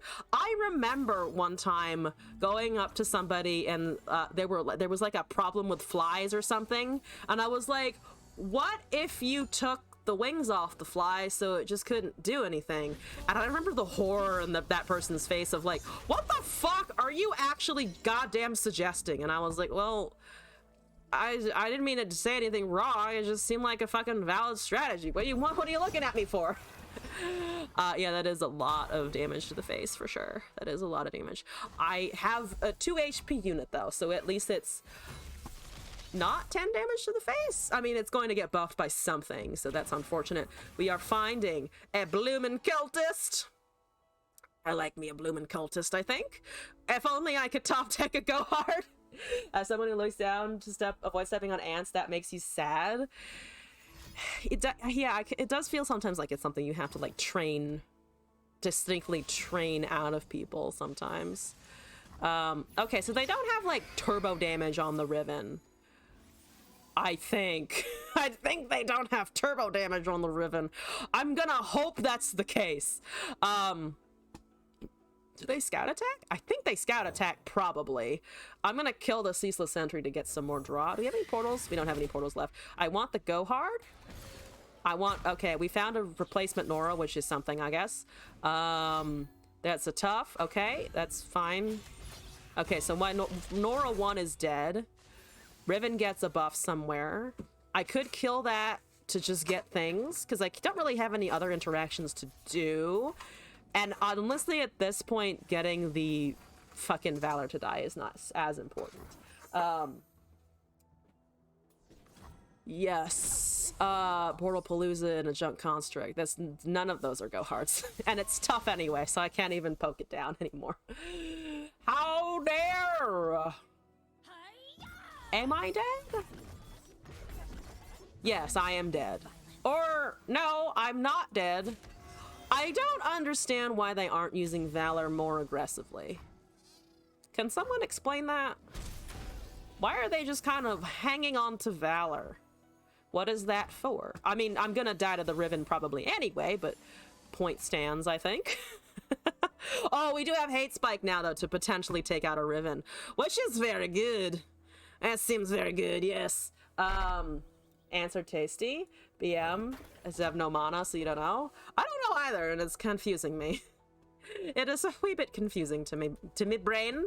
My brain is confused. Oh, Shadle Sticks, cast that Midnight Raid. You want to cast that Midnight Raid? I bet you want to cast that Midnight Raid. I bet you wanna. I bet you want to get that fleeting spell out into the world. Out onto the world, and I'm holding 4 mana. Okay, yeah, it's Riven on, I suppose. Oh, you are casting on the Riven and not actually on the Valor for the Scout. Again, your plays befuddle me. Your plays befuddle my brain hole. They're a tasty snack. Insects are good food. They are high in protein and they just make fucking 40 bajillion copies of themselves. So they're actually a pretty good resource. Yeah, I don't know. I have no concept of what's happening. I don't want the Nora with Challenger, but that's okay. We'll live. We'll survive. I will survive. For sure. I think. Unless they can punch out more Overwhelm from something else. Or they have a Quinn to end my life. But currently there's no actual way, I think, for the Quinn to win, because she hasn't seen any attacks resolve. So yeah, I'm just gonna go with portals, because we have 2 in the bank now. Like Portalpalooza, Ceaseless Sentry, maybe a Conchologist at some point.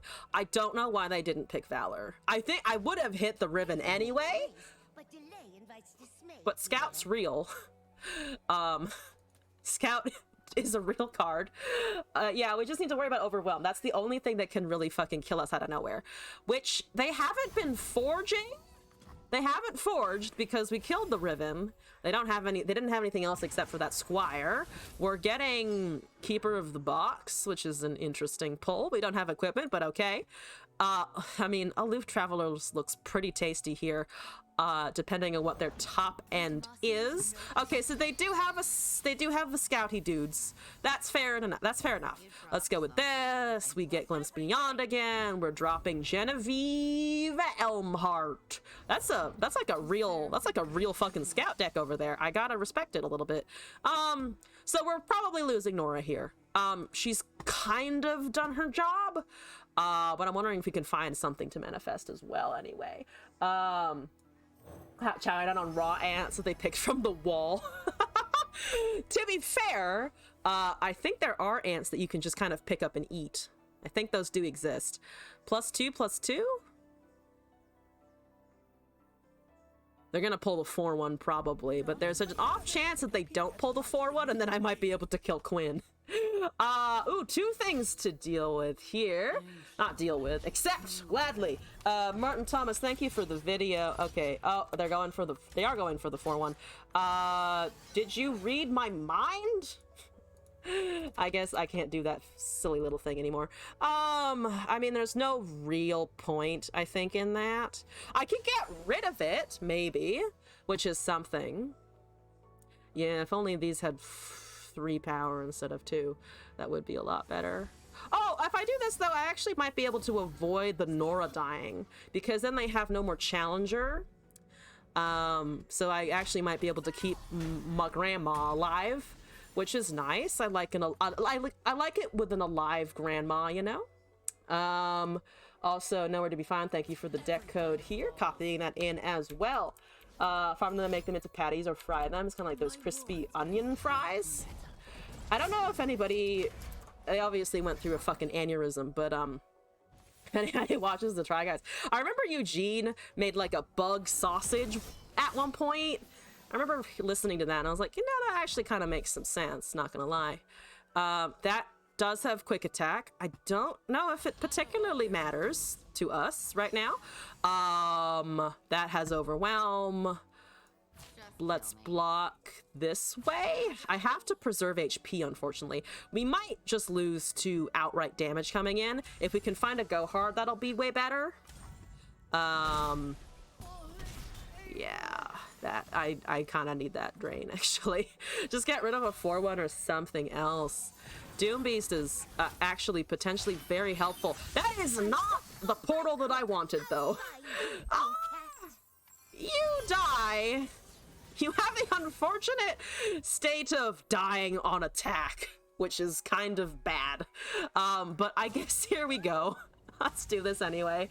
Elusives, though, that is true. It does give me elusives. I don't have any more portals. I could try and summon a portal and see what we get, because we do have room.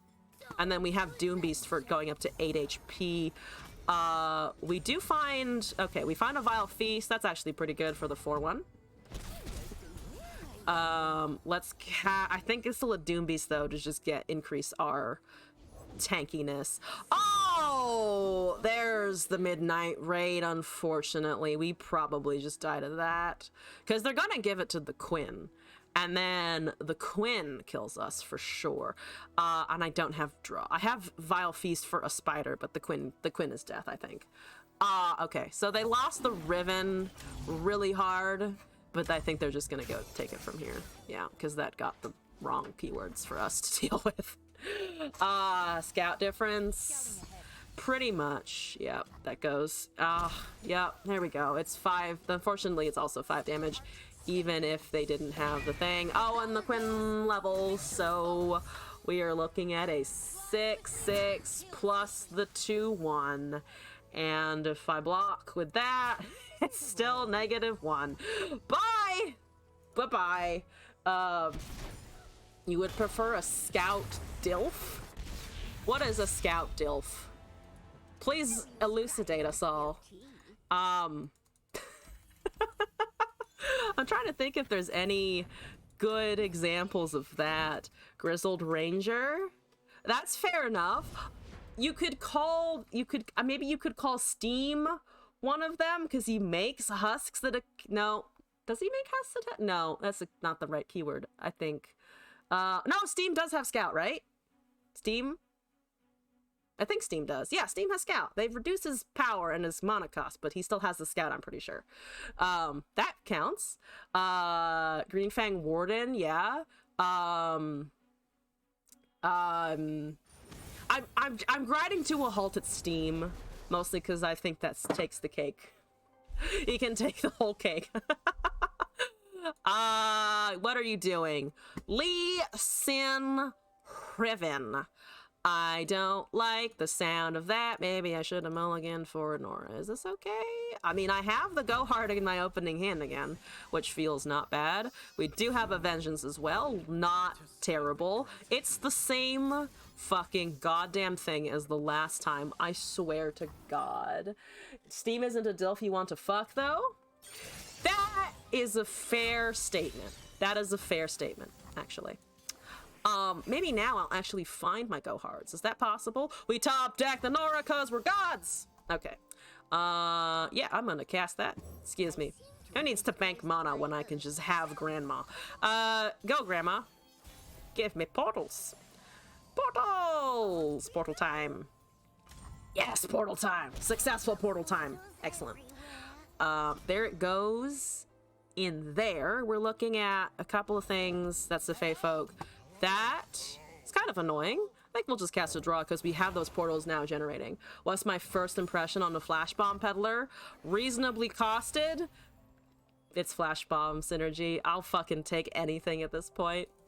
Ooh, Aloof Traveler is up 4. Thank you very much. I will actually do that. Tail of the Dragon. Claws of the Dragon. Claws, tail, whatever it is. They did bait me a little bit. They did do a good bait with the open pass, but I got a Lee Sin out of their hand, which is good. I like those. We like it when the Lee Sin is out of hand. That's fine. You're at 20 HP. It's not gonna be fucking catastrophic. I'm just gonna put the 2-1 on the front. I hope you know that. Give me draw. We have no portals left, but that's okay. There's a hate spike, which we might be able to once again use on one of the things over on our opponent's side of the field. Junk Construct coming down. Vengeance in hand. Nora going face, I think. Might as well.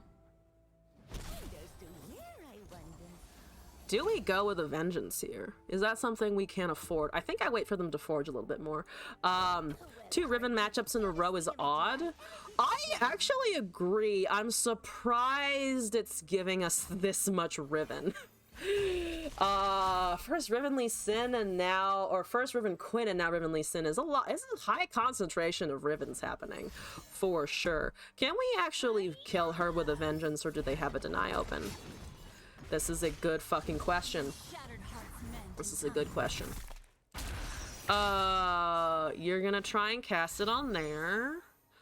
I'm gonna try and say no, and then we probably lose here to this interaction. Memory's Cloak. Not a card I was expecting, but okay. We're not dead to it because it doesn't have double attack, but it is once again doing a lot of damage. What was the new peddler? Flash Bomb Peddler has been introduced, who looks like he does some fun stuff. It's Caitlyn's support, which is kind of fun. Yeah, I mean, we're just gonna block and hope that we can live through some turns. That's double attack, so we're dead, right? Yeah, we are unfortunately dead. That is strange, not gonna lie. Let's try this one more time. Flash Bomb Peddler to Kate is gonna be insane. Hopefully it will be insane. Yeah, don't give me fucking Riven, maybe? I can't deal with Overwhelm. I literally cannot deal with Overwhelm. And that Horns of the Dragon card is just, yeah. I was busy saying it didn't have double attack and then it got it. Twilight Ham with Aurelian Soul Tryndamere. What are my matchups today? I mean, I gotta encourage people to play memes, but also what the fuck is happening? What is happening right now? Aurelian Soul? 160,000 mastery on the soul and 120,000 mastery on the Tryndamere. I'm gonna die. I'm gonna die. Technically, all the new PNZ cards and Battle cards are for Shroom Flash Bomb. It's gonna be nuts. It's gonna be good, hopefully. Alright, well, I have last breath things that give me value, so I'm casting them. I'm gonna fucking cast them. I'm gonna have things. That's the faces of the old one. I don't care for it, to be honest. I'm gonna pass. I think I'm gonna attack. Do I attack first? Oh, that's very nice. Let's attack and then hate spike something. Yeah, hate spiking will be good. Oh, God. Oh, God, they've got value. Oh, no, not value. Not the horrible, horrible value. Yeah, no. Too many rocks. You got too many rocks up in there. Imagine tossing pies at your enemies. I cannot speak English today. Yeah, that's gonna be interesting. Make an SI streamer prediction. Yeah, someone suggested, what was it? Rite of Calling or Entreat with that card, or both with that card, just to get whatever is puts on the bottom into your hand. I'm gonna hate Spike again, I think. because I need to shut that down. They don't have Trundle, because they're running some weird Tryndamere shit. But I'm definitely gonna try and injure it right now. I just need to get rid of that. I need them to not ramp anymore. Stop ramping! Stop ramping! Stop! In the name of ramp. I'm sorry, I'll leave it. I'll not do that. Can't really sing. I will not subject you to too much of that. Ah! Are you gonna do anything, motherfucker? Let's see. Secret Keeper. Wait, shenanigans are welcome. Honestly, yeah. You can play a champion and get a random level 2 soul. Pretty much. I think that's what could potentially happen. I'm gonna try and take that out. I don't care about getting hit by a 3-4, honestly. Secret Keeper Priestess deck with Freljord. Yeah, something like that could be fun. Oh, you get a portal. Nice. We get fucking Tasty Feyfolk and a Spell Shield Husk. Fantastic. Or Thresh. Thresh could be cool, yeah. I'm not attacking because I don't want to trade with the 4-2 most likely. I would actually really like a fucking Nora right now. Because I don't want the Warded Husk to get all of the things. That's a fucking goat. I do love a good goat. It is the goat, as it were. I'm gonna swing with the damage. Because we have found some fancy things. I really could use a Nora and not a Construct, but if I have to give the Construct Spell Shield, by golly, I will do it! That is the voices of the old ones, finding 1, 2, 3, 4 cards. I'm not afraid. You're afraid. You're fucking afraid! I need something here. I need something here. I could bank for a little bit. FTR on the way. Yeah, not this turn, luckily, but it's definitely incoming. Well, fuck it. I gotta do stuff eventually, I suppose. It does kind of... I could Glimpse Beyond first, maybe. Let's maybe rip a Glimpse Beyond, because we have room for that, and then put something with the Regen and the Spell Shield that is not weak.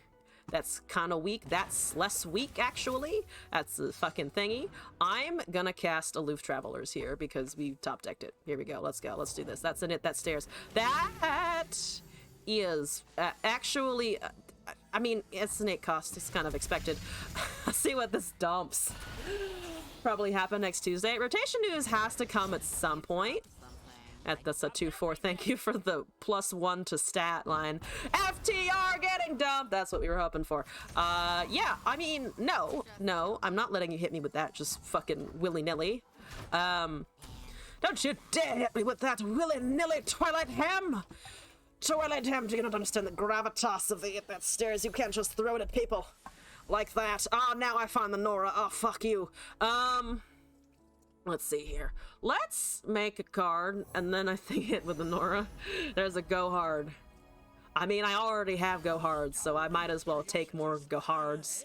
I think there's a Troll Scavenger. I see that you would like to scavenge the trolls, and I disagree. I disagree. All the Go Hards, yeah.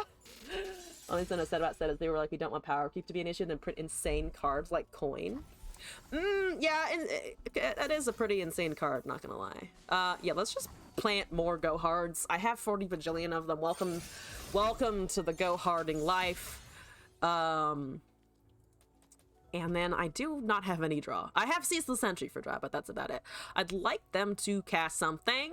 They're about to be enlightened. They've still got that 2 mana advantage off of the 2 rocks that we weren't able to kill earlier. Coins are nice. I'm on your side on that one. I think coins are good. I think it's an interesting evolution of the game, but we do have to see how strong it's going to be and where it's going to go.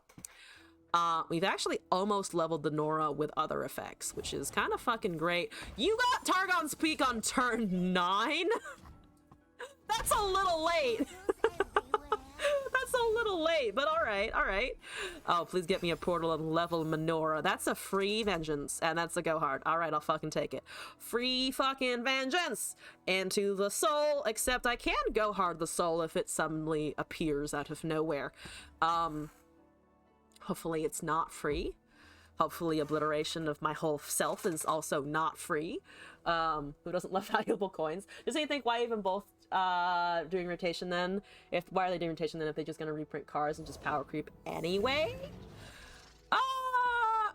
I see that argument, to be fair. Okay, so they've got it. That's She Who Wanders. I do get an interaction after this, so we're gonna pass because we have to. I don't have counter spells. We're going to drain doodle that to get a spider. We're gonna drain it to get a spooty. I guess I could have drained to get 2 spooties. I probably should have done a double spooting. I think that was a double spood scenario, and I kind of flubbed it. We have another go hard to cast, so at least that's some healing back, I think. Sometimes an old card accidentally breaks the new meta. Yu-Gi-Oh! In a nutshell. Unintended interactions.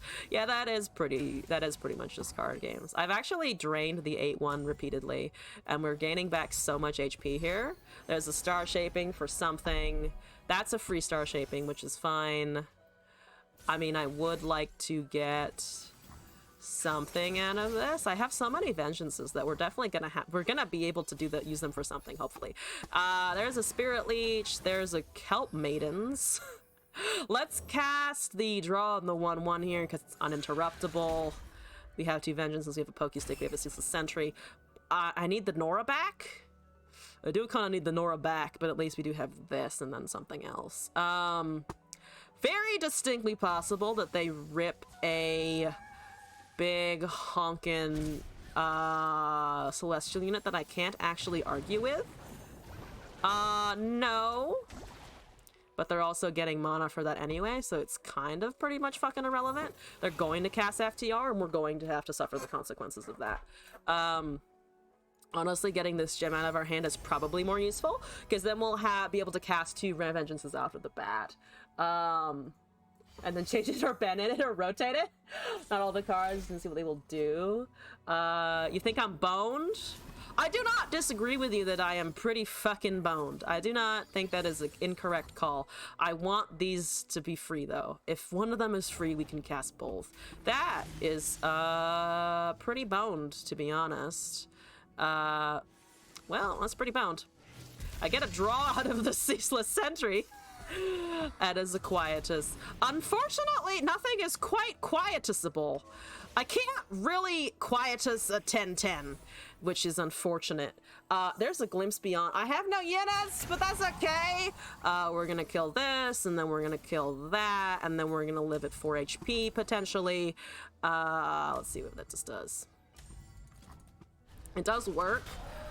They didn't cast FTR, so I mean I live, but I don't live for particularly long here for sure. Let's get a pokey stick on the face, see what we can get here. That is a quietus. Okay. I mean, if you had cast your spells, you would have been able to win there, so that's on you. Can't go over 13, yeah. It cannot. The crisscross vengeance. I had to do the style points, you know? I had to go for the style points here. Yep, that's a soul. That's nice. That's so nice. Look at him, he's with the wagon. Yeah, unfortunately, I'm not quite able to keep the Nora alive in this scenario. I'm just having trouble letting her live, though I am blaming a lot of this. To be fair, I'm blaming a lot of this on the fact that we actually just could never find a non-Riven game for the first 2 attempts, because those felt the strongest, not gonna lie. Oh, I get a pokey stick. Look, I got a if they don't open attack right now, they're definitely BMing a little bit. So if they do not open attack, I shall pokey stick their face. That is a cosmic inspiration. I'm gonna pokey stick their face, because you're playing slow for no reason now. That's a Doom Beast. Yo, I get to fucking drain. I get to fucking drain and heal. Why do you have to go back to the game to stream to the ramp and ASOL? I do not know, but welcome back. I am sorry that you must witness such horrible, horrible things. They're just BMing now, that's okay. I'm back to 8 HP, baby. That would be great if I was up against Burn, but I'm up against fucking Aurelian Soul Control. With that Field of Rush actually still available because the soul is leveled, so that's fun and exciting. That's a She Who Wanders. I mean, that's fine. That's like super BM, but fine. We're gonna draw some stuff here. You could have ended the game on open attack. That's a pack your bags. You're too fucking late. You're way too late. Also, you almost killed a Tryndamere. It almost kills Charles Tryndamere, which would have made it worse. Which may have made it so much worse. As much as shit as Konami. What's that? Sure. The player base will figure out the most optimal ways of running shit and it trends. Oh yeah, for sure. Silverhawk, hello, welcome back. No, currently just dealing with a BMer at this point. Like, that is just straight up BM now. They are mad that I didn't surrender immediately, which is, oh, they're really fucking turbo BMing, holy shit. Okay, I mean, that's fucking fine, asshole. You could have won, again, half a minute ago, but sure, here we go. Look at my big units. Indeed, they are pretty big units. Gotta put some respect on that 10 inches, that 10-inch soul. I got glass with that one. Moving on with our submissions, though, we have a video for Martin Thomas to look at here, and then we've got a deck from Nowhere to Be Found. Martin Thomas, I see the video you've submitted is 8 minutes long, so I'm gonna actually do Nowhere to Be Found's deck first, and I think we will do the usual of rounding out the stream with a nice video submission. Do I have a coal miner in my house? No, Glass was just coughing over a laugh, I believe. I gotta savor it. Hasn't cooked in a while. To be fair, it is hard to keep a soul to stick, so maybe he was just enjoying the moment there. 10-inch soul sounds like the name of a Bad Dragon dildo. We're giving free advertising ideas to Bad Dragon today. First it's Fat Dragon, now it's 10-inch soul. Like, come on, guys. Give me a fucking... Do I want a sponsorship from Bad Dragon? I've heard that they have bad build quality, so maybe not. What am I importing? A deck from nowhere.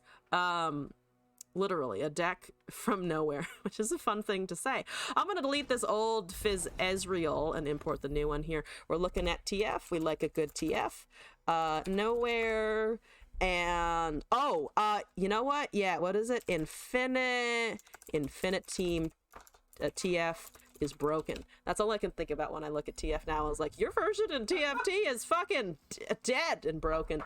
It's hard to get a soul to stick to the walls. The dildo jokes write themselves. I mean, Aurelian Soul is basically just a real long boy. He's got length, he's a dragon, so presumably he got girth, you know? He's the whole package, and he's also angry, which is a problem. That's his only problem. He seems very angry at Targon, which is fair, but also not something I want to be up close and personal with, exactly. Anyway, jumping off the topic of dicks to a different set of dicks here, we've got Pool Shark, Quietus, Shadow Owls, Tellstone, Ceaseless Sentry, Coral Creatures, Make It Rain, Pick a Card, Swindle, Vile Feast, Callista, Soul Cleave, Great Mother, Twisted Fate, Zap Sprafen, Eye of Nakagoboros, Vengeance, and Ruination. So I can Soul Cleave a lot of things. I could Soul Cleave the Marai Great Mother, which is what I'm going to try to do. Riot now sponsored by Bad Dragon. Exactly. Also, Slord, just realized it took you 3 years to get all the rewards from LOR. First of all, congratulations. Second of all, I'm trying to think now. How long did it take me to get all of this shit? It took me a long time, but I think it took me less than 3 years, mostly because I had the benefit of streaming all the time. So I was like, well, I'm just gonna get the pass by fucking existing. But congrats though, it's satisfying to have those all like finished up and like done.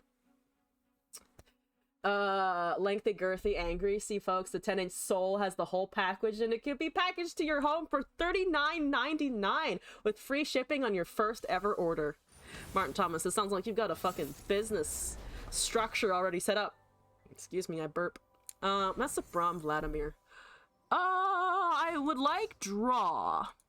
Is Sentry an actually good keep here? I think it's a decent keep. That's probably Scargrounds, which is interesting. That's a 67,000 mastery Braum and a 21,000 mastery Vlad, which is enough to know about our opponent. Because who masters Vlad to 5?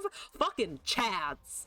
Mr. Thule, you are a Chad, and I respect it. That's a lot of pick of cards, though. I need a TF to actually have on the board with them. Whereas the women's sex toys, quality women's sex toys are so much cheaper.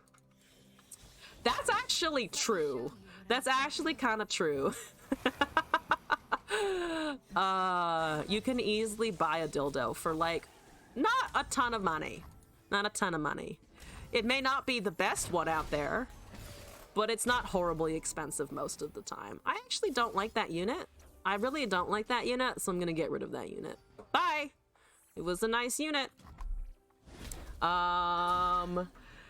a lot of breaks in this game in the beginning, so you're not surprised it took you this long. I see you're into marketing. You are into marketing, yes. Dildo prices have suddenly gone down for as long as you can remember. I mean, there's so many printing options now that I feel like that's just kind of a byproduct of it's easy to fabricate things a lot easier. Also, Mamir, hello! What did you finish? Yeah, I mean, there's definitely things that are like harder to make. Like the air pressure ones are harder to make. The things that move are harder to make. But a straight up just like rods are easy. Just fucking melt some silicone, print some silicone, do something, and you're done. Bingo, you got it. Dildo achieved. I could soul cleave Mirai Great Mother. I'm gonna soft pass within an open attack first. The ship combat system? Oh, congrats! Literally just a shape stick. Yeah. Nothing. It with like some bumps on it, presumably. Like the placement of the bump is like important. Even dark water warfare. Nice. Country girls no longer have to make do. Oh my god. Yeah, like, I feel like everyone at some point has looked at a zucchini or something and been like, huh, what are the mechanics here? What are the mechanics of the zucchini? Brom Vlad is starting to run Broadmain. Oh, that's gross and I do not like it. That's gross and I don't like the sound of it. Let me actually do the thingy though. I'm just gonna do the fucking thingy. I don't think they can stop me necessarily, and that is now a lot of spells. That is 5 per cast, so I think I've made 15. Yeah, we have 45 fucking cards in our deck right now. The pumps make it feel better. I'm gonna not a confession. I haven't used one with like a proper like pump that jabs, if you know what I mean. But movement generally is good. Zucchinis are pretty thick. As maybe zucchini is a bad example. It is, I think, one of the closer analogies, maybe. But yeah, it's maybe not the best one. That sounds like you're kind of woman. You meant bumps, not pumps. Oh, yeah. Okay. Bumps do help. Pumps maybe help.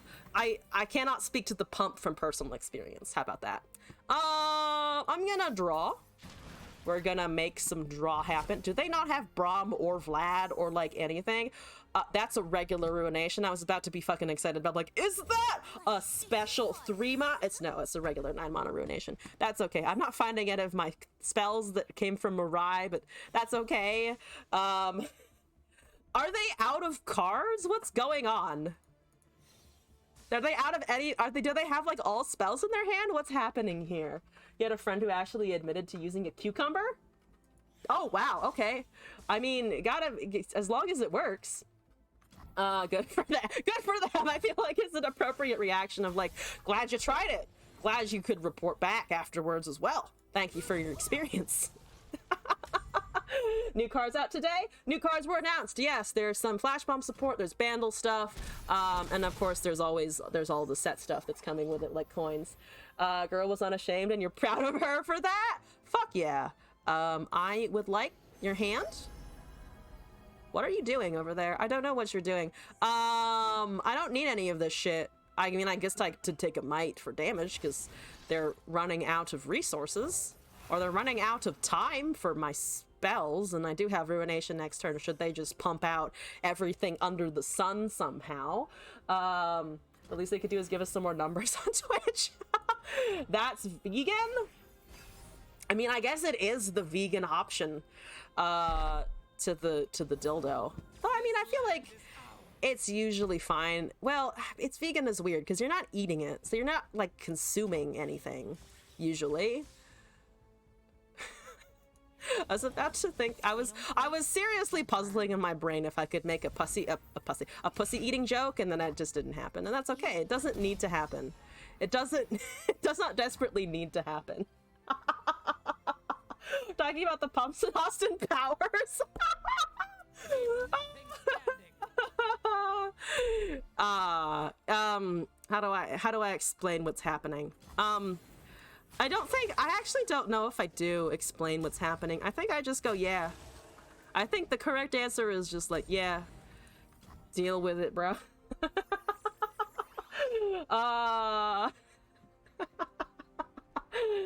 Let's see. Yeah, okay, all right. That's actually fine. I'll hex-obliterate it for funsies. I'll get rid of it for 3 mana for funsies. Are you ready for the funsies? Are you ready to have a good time? With or without a dildo, of course. Just wave and nod. Just wave and nod. Only normal conversations, true, yeah. Yeah. What are they doing? I don't know what they're doing, but right now we're winning, so I'm not mad. I think. Okay, we find a Callista. I like Callista in this context. I'm just saying, I like Callista, because then I can fucking make her almost lethal damage. Yay! We also, of course, have 2 Mark of the Isles for buffs in general, so I think we're pretty safe on that front, I would wager. I could pick a card to do stuff. I don't apparently need TF, I just need fucking attacks. Fair and balanced take. True, I could make 5 more cards, but instead of making 5 more cards, I'm just going to swing for the face hole. That's what we're gonna do. They have frostbites. That is kind of the only thing that they have, though. I'm pretty sure. Yeah, that's lethal. That's still lethal. If this fails because they have a harsh winds and I can't push through damage with might, I think we just cast my Great Mother and then pick a card so that we can cycle that draw. Lucky to be perfectly above average and everybody look up average white guy. There's a picture of you. You just want your fiance to peg you? You know what? Also a fair take, I think. Who doesn't... I would throw out into the universe who doesn't want to be pegged at some point in their existence. You know? I saw a post that was like... It was like, there's people who have tried broccoli and say that they hate it, and there's people who have never tried broccoli and say that they hate it. And then the conclusion was, and that's why it's less gay to fuck a guy in the ass at least once. To make sure that it's not for you. I still have marks, by the way, so we can also just save something if we need to. You don't and never will. That's fair. You're either the pegger or the peggy in this life. You're either an alpha or an omega. And either way, you're fucked. She said yes. Why not put overwhelm on the tentacle? That's a fair point. I was kind of banking that if they didn't freeze everything... Or even if they did freeze anything, the +4 off of the 2 Mark of the Isles would have been enough damage to go around them, I think was the mentality. That's that. That sounds like you don't want a knife in you just because you haven't tried it yet? I mean, who knows? Maybe the knife would have a good time. Have you thought about the knife's feelings? Anyway. This conversation has definitely gotten strange. So in the name of making it even stranger, let's go watch a video of, what did you send in? Like, presidents playing at Magic the Gathering. Oh, this is the sequel to the last Presidents Play Magic the Gathering video. So let's go check out the new one. And then let's also quiet the... Oh, it's already silenced. I just haven't clicked off the game in a long time, apparently. Well, there you go. Copy this, open that, boop-a-doo, and then paste it in. Yeah. This is gonna be the conclusion of the stream. So we're gonna wrap up here. Don't sit around wonder wow and just like to be shot and then ask your wife to do it. Pegging hurts good. Knives who are waifus? Yeah, get yourself a waifu knife, duh. That's clearly the life lesson today. Find yourself a knife that you can get behind for the rest of your life. You know what? We're just gonna watch this. This is the second video we watched. presidents play the Magic the Gathering before. So let's watch them do it again. Shouldn't be compared to getting shot. Waifu knives are those weapon human things from Soul Eater. True facts. Actually, true facts though. I mean, if they can make a waifu a ship, I'm sure they can make a waifu also a knife, right? All right, let's start this video. I think players that main counterspell decks are stupid pussies that are too scared to play big creatures. Shut up, Donald. You literally own the worst decks on the planet. Like, actually, Knifeu. goblins and wall decks. They have done scissors before? Joe, That's did you not. get That's time to just look two over the knives banned together. cards list that is listed on the Wizards of the Coast website? Yes, I did. And while we are on the subject, I don't understand why they banned Emrakul, the Eon's Torn. Shit, here Joe, we go. what do you mean you don't understand? So why they Cards banned severely Emrakul? busted. Combo that card with Animar, and you can skip the 15 CMC. Compassion. anyone can do once that Part creature of is y'all's captured. relationship It's doesn't only count. banned because Wizards are trying Why to can't it be appease their both? counterspell players I mean, since both. they are Both too is pussy good. to play anything else. In general, I think going in instead of out's gotta hurt. Gentlemen, I Yeah. think it is time that we do another game. I know the last game went quite wrong because of a lack of communication, understanding of the game, and sportsmanship. Let's all please Sportsmanship. just be kind That's and the play how problem. the creators of this That's the game deepest intended problem. for us to play. This time we should absolutely try to have fun. Isekai, crazy that Ursulin has made a lot of weird things. And when that guy gets isekai as a high school girl's chair or something. Oh, so the girl's butt is she literally just sits on him all the time. Gotcha. Childbirth is going out. That's a good point. Sometimes the shit's also just too big, you know? Also, guys, Is that TMI? Yes. So it's pushing the baby back in. Oh god, no, that would hurt so much. Whatever, it's not cool how you guys cheated the last game, but this time I am going to take the dub. Before we start, Like if all those kids. Yeah, Imagine all of those kids who are just like, take this baby back, put it back where it came from, and the mom's just like, no, this baby is out. It's permanently out. I am, but I have a quick question. What? Donald, is that your fucking commander? You fucking better believe your sweet and sweaty bippy it is. Arcade? Oh. Really a fucking wall deck? Do you really need to This fill is your- a random fact. This is a random fact. You were a 7-pound baby. There was a chicken that was thought to lay eggs that were like, I think it was like, that had Jesus on them or some like religious symbol. And it was discovered that the lady who owned the chicken was like letting the chicken lay its egg, scribbling on the egg, and then shoving it back into the chicken. And then it would relay the egg because it was like, get the shit out of me because it's an egg. And then she would pass it off as, yes, I'm getting signals from the supernatural. And then they found out what she was doing. Sorry, that's what that's what the chat reminded me of. Just like how much I fill up your mom from last night. Wait, that's not cool, man. What the fuck? Joe, your commander is Chatterfang. Are you really running squirrels? Absolutely. Some people need their children shoved back into them.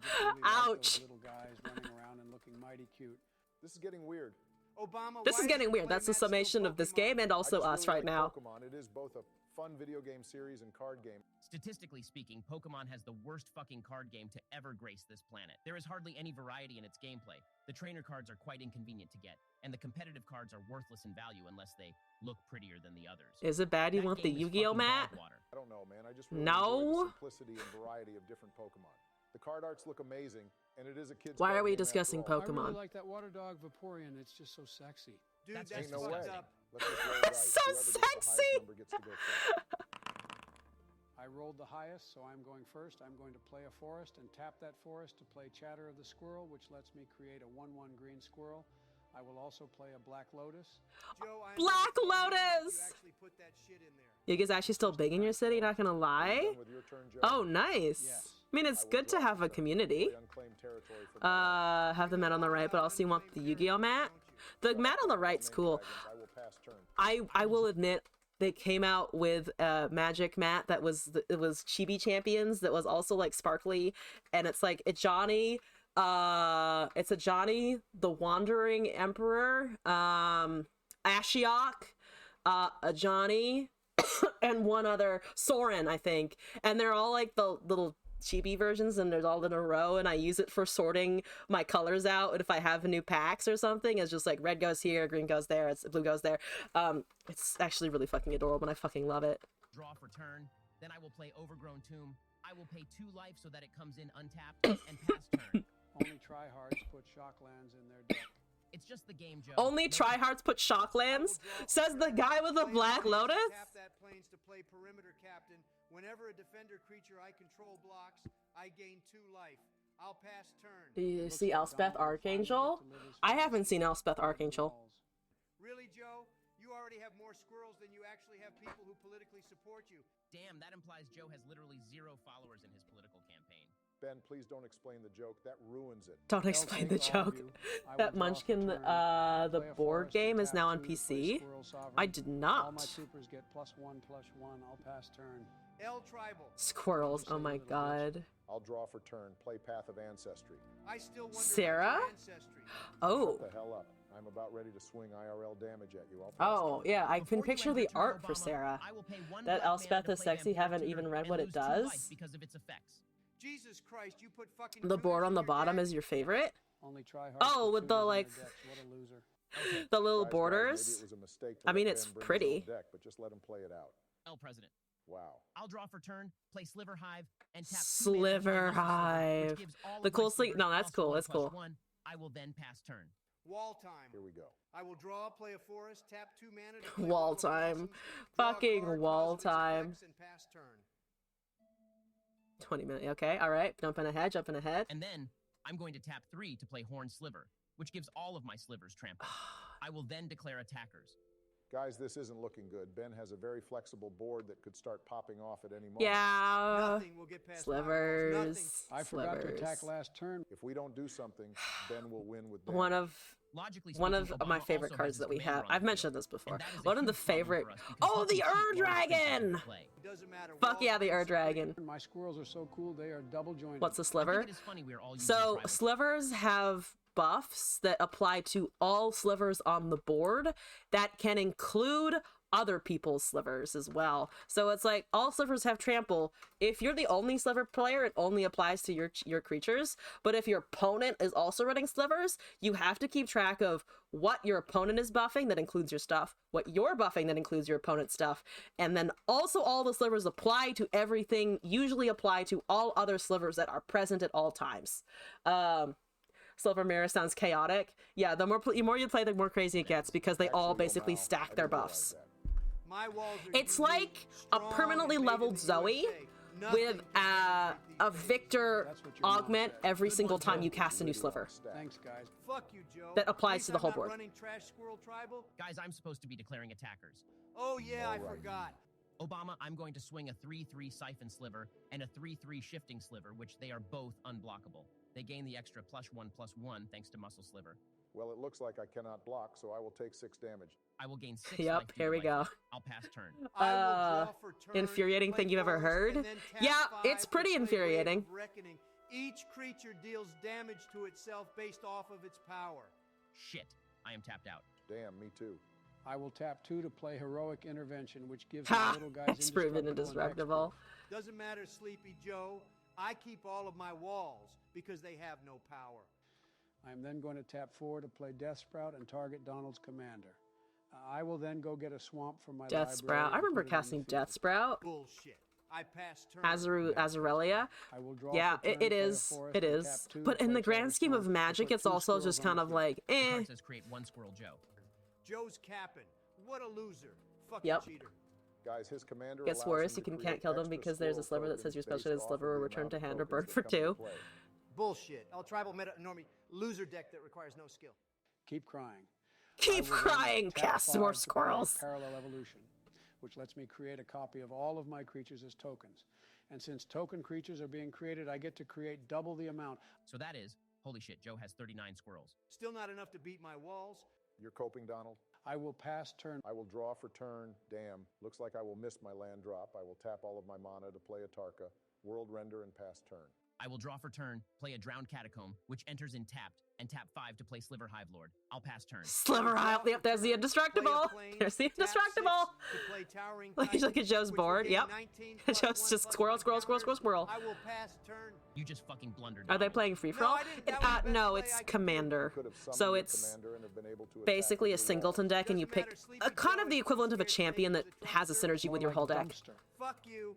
I'll pass turn. I will draw for turn, play a forest. You have 100 cards, I will tap yeah. 2 to play Sylvan Anthem, which is an enchantment that gives my creatures +1/+1, and then I will tap 6 to play Obelisk of Erd, choose squirrels, and they gain +2/+2. I will then go to combat and attack everyone with my squirrels. I am dead. I just died. I will block it. I will. Fuck, this is bullshit. L tribal, L tribal. Why don't you cry some more? I just schooled your ass, you little piss boy. Hey guys, this is quite a fun game. I think we should play like Be very lore friendly, yeah. This is One of definitely what each. the creators of this game intended for us to have fun. I'm bringing That my doesn't counterspell stop deck you next from time. fucking Slivers finding suck. combos, though. You guys want to do this again next Saturday? Absolutely. Yes. In some ways, it feels a little bit more like how Yu-Gi-Oh kind of tumbles through its combo mechanics. Because if you can ramp and if you can get enough like useful cards on the field, you can basically, if you have things that hunt for other cards, you can usually go off. Like there's a wait, what is it? If you want to see like fucking top tier cards playing is like at the top level, this is a good channel to see actually how quickly you can just win a game. Munchkins, yeah. Munchkins were mentioned. You get 40 yards to make grand combos. You can go for 40 if you like at 60. You're fucked. You almost never draw things in Brick. Oh yeah, and also I do watch John Oliver. Yes. Whatchamacallit? This is always fun. There are also combos that can that you can do that go infinite, and infinite combos in Magic are interesting because basically you can just say I iterate over this X number of times to deal X amount of damage or draw X amount of cards and just win. Thassa's Oracle is a good one as well. Yeah, John Oliver's really good. I started watching him like when his show started, which now was like fucking 8 years ago or some shit. It's been a lot of seasons. He's doing a good fucking job. Will it gonna be too strong? Probably. Also, what was that card? Elspeth. I can spell Elspeth Archangel. Let me see. Oh fuck yeah! I didn't actually see this. When souls a creature with lifelink, put 2 +1/+1 counters and becomes an angel. No, this is good shit. This looks like some good shit. Let's cover a show because your dad showed it 2 years ago. Saw you in a Community. I've never watched Community, so I knew him from from Jon Stewart when he was running the Daily Show, and then John Oliver took over the Daily Show for a little bit, and I actually just like really fell in love with the way he delivered information. So I was like, I got so excited when he got his show. I think Trevor Noah definitely deserved to inherit the Daily Show, but I'm glad that John Oliver also got his platform. Don't play NTG, so I don't know what you're looking at, but it looks interesting. Your friends play. Magic is unfortunately expensive. If you want to play a card game, I wouldn't recommend Magic as a start because it's fucking expensive. But if you want to just collect cool cards and build a collection over time, it's a classic. It's going to be around for a long time, and there's some really fucking pretty ones and cool ones as well. Not just pretty, they have some neat mechanics. Look at the fourth picture. Looks what you did to Elish Norn. This one. Yeah, I mean, Elish Norn deserves that. Elish Norn is a beautiful fucking creature, but also deserves that. There's so many good Elish Norn arts. This is the original one that I knew, and I fucking I have one. It's so good. It's so good. Had actually a TCG card and they hold releases and all. Get that porcelain bitch, Elspeth. Pretty much, and give out free packs. Nice. You were surprised by your last opponent and you're playing Swain of Vlad and having so much fucking fun. Fuck yeah. Junji Ito did art. Yeah. This is so cool. You need it. She also killed Jataxis. Let's see. Have you played on Snore before she changed? Me percent she's ginger with no soul. Pretty sure gingers have soul. Have souls. That's just super cool. Super cool. Magic is just really some really cool stuff.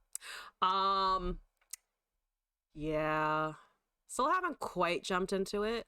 I got a few packs from Brothers War because I was interested. And I still have MTGA installed. I have not gotten to the point where I fucking installed it yet. Favorite artist still Liliana Voss by Yoshitaka. Liliana Yoshitaka. Oh yeah, this one's fucking incredible. It reminds, yeah, it's very good. It's very good. Never really got into Magic. Magic was the first game that I played, and because it was the first card game that I ever played, I think I got more into it than I would have otherwise, potentially. Just because it was the first, and I liked the cards, and I liked that it was paper, and then MTGA came out, and I was like, ah, yes, MTGA, good, because then I can just do it on my computer, and it's more mobile than fucking lugging boxes with you everywhere. Yeah, I remember sitting in Glass's dorm at 3 in the morning playing Magic the Gathering. Mimir, good night. Thank you for joining the stream while you could. I am also, I think, going to head out as well. Appreciate everybody who stopped by today. Let's go check out the, whatchamacallit? Let's go check out the category to see how else we can raid. Just checking up on something. Yes, my next CDS game, if you're at all interested, is going to be next Monday, I believe. Yes, next month, or no, that's the other week. Week 5 is going to be 2 weeks from now on April 4th. And I will be up against the Redeemable Qualities team at 10 p.m. Eastern Standard Time, which works out to 7 o'clock Eastern Standard Time here. So stay tuned for that match also if you're interested in seeing me do more stuff with that. Let's see who we would like to raid here. How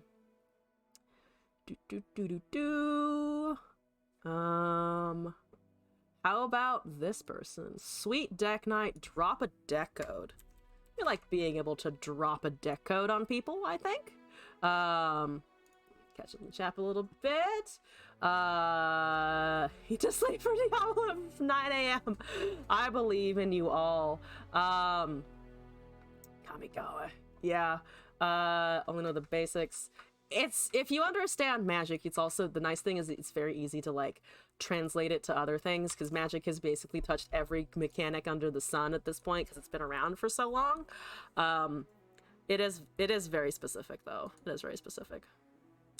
Anyway, thank you all for joining the stream this evening. Appreciate everybody who came by. Fucking incredible games for the CDS once more.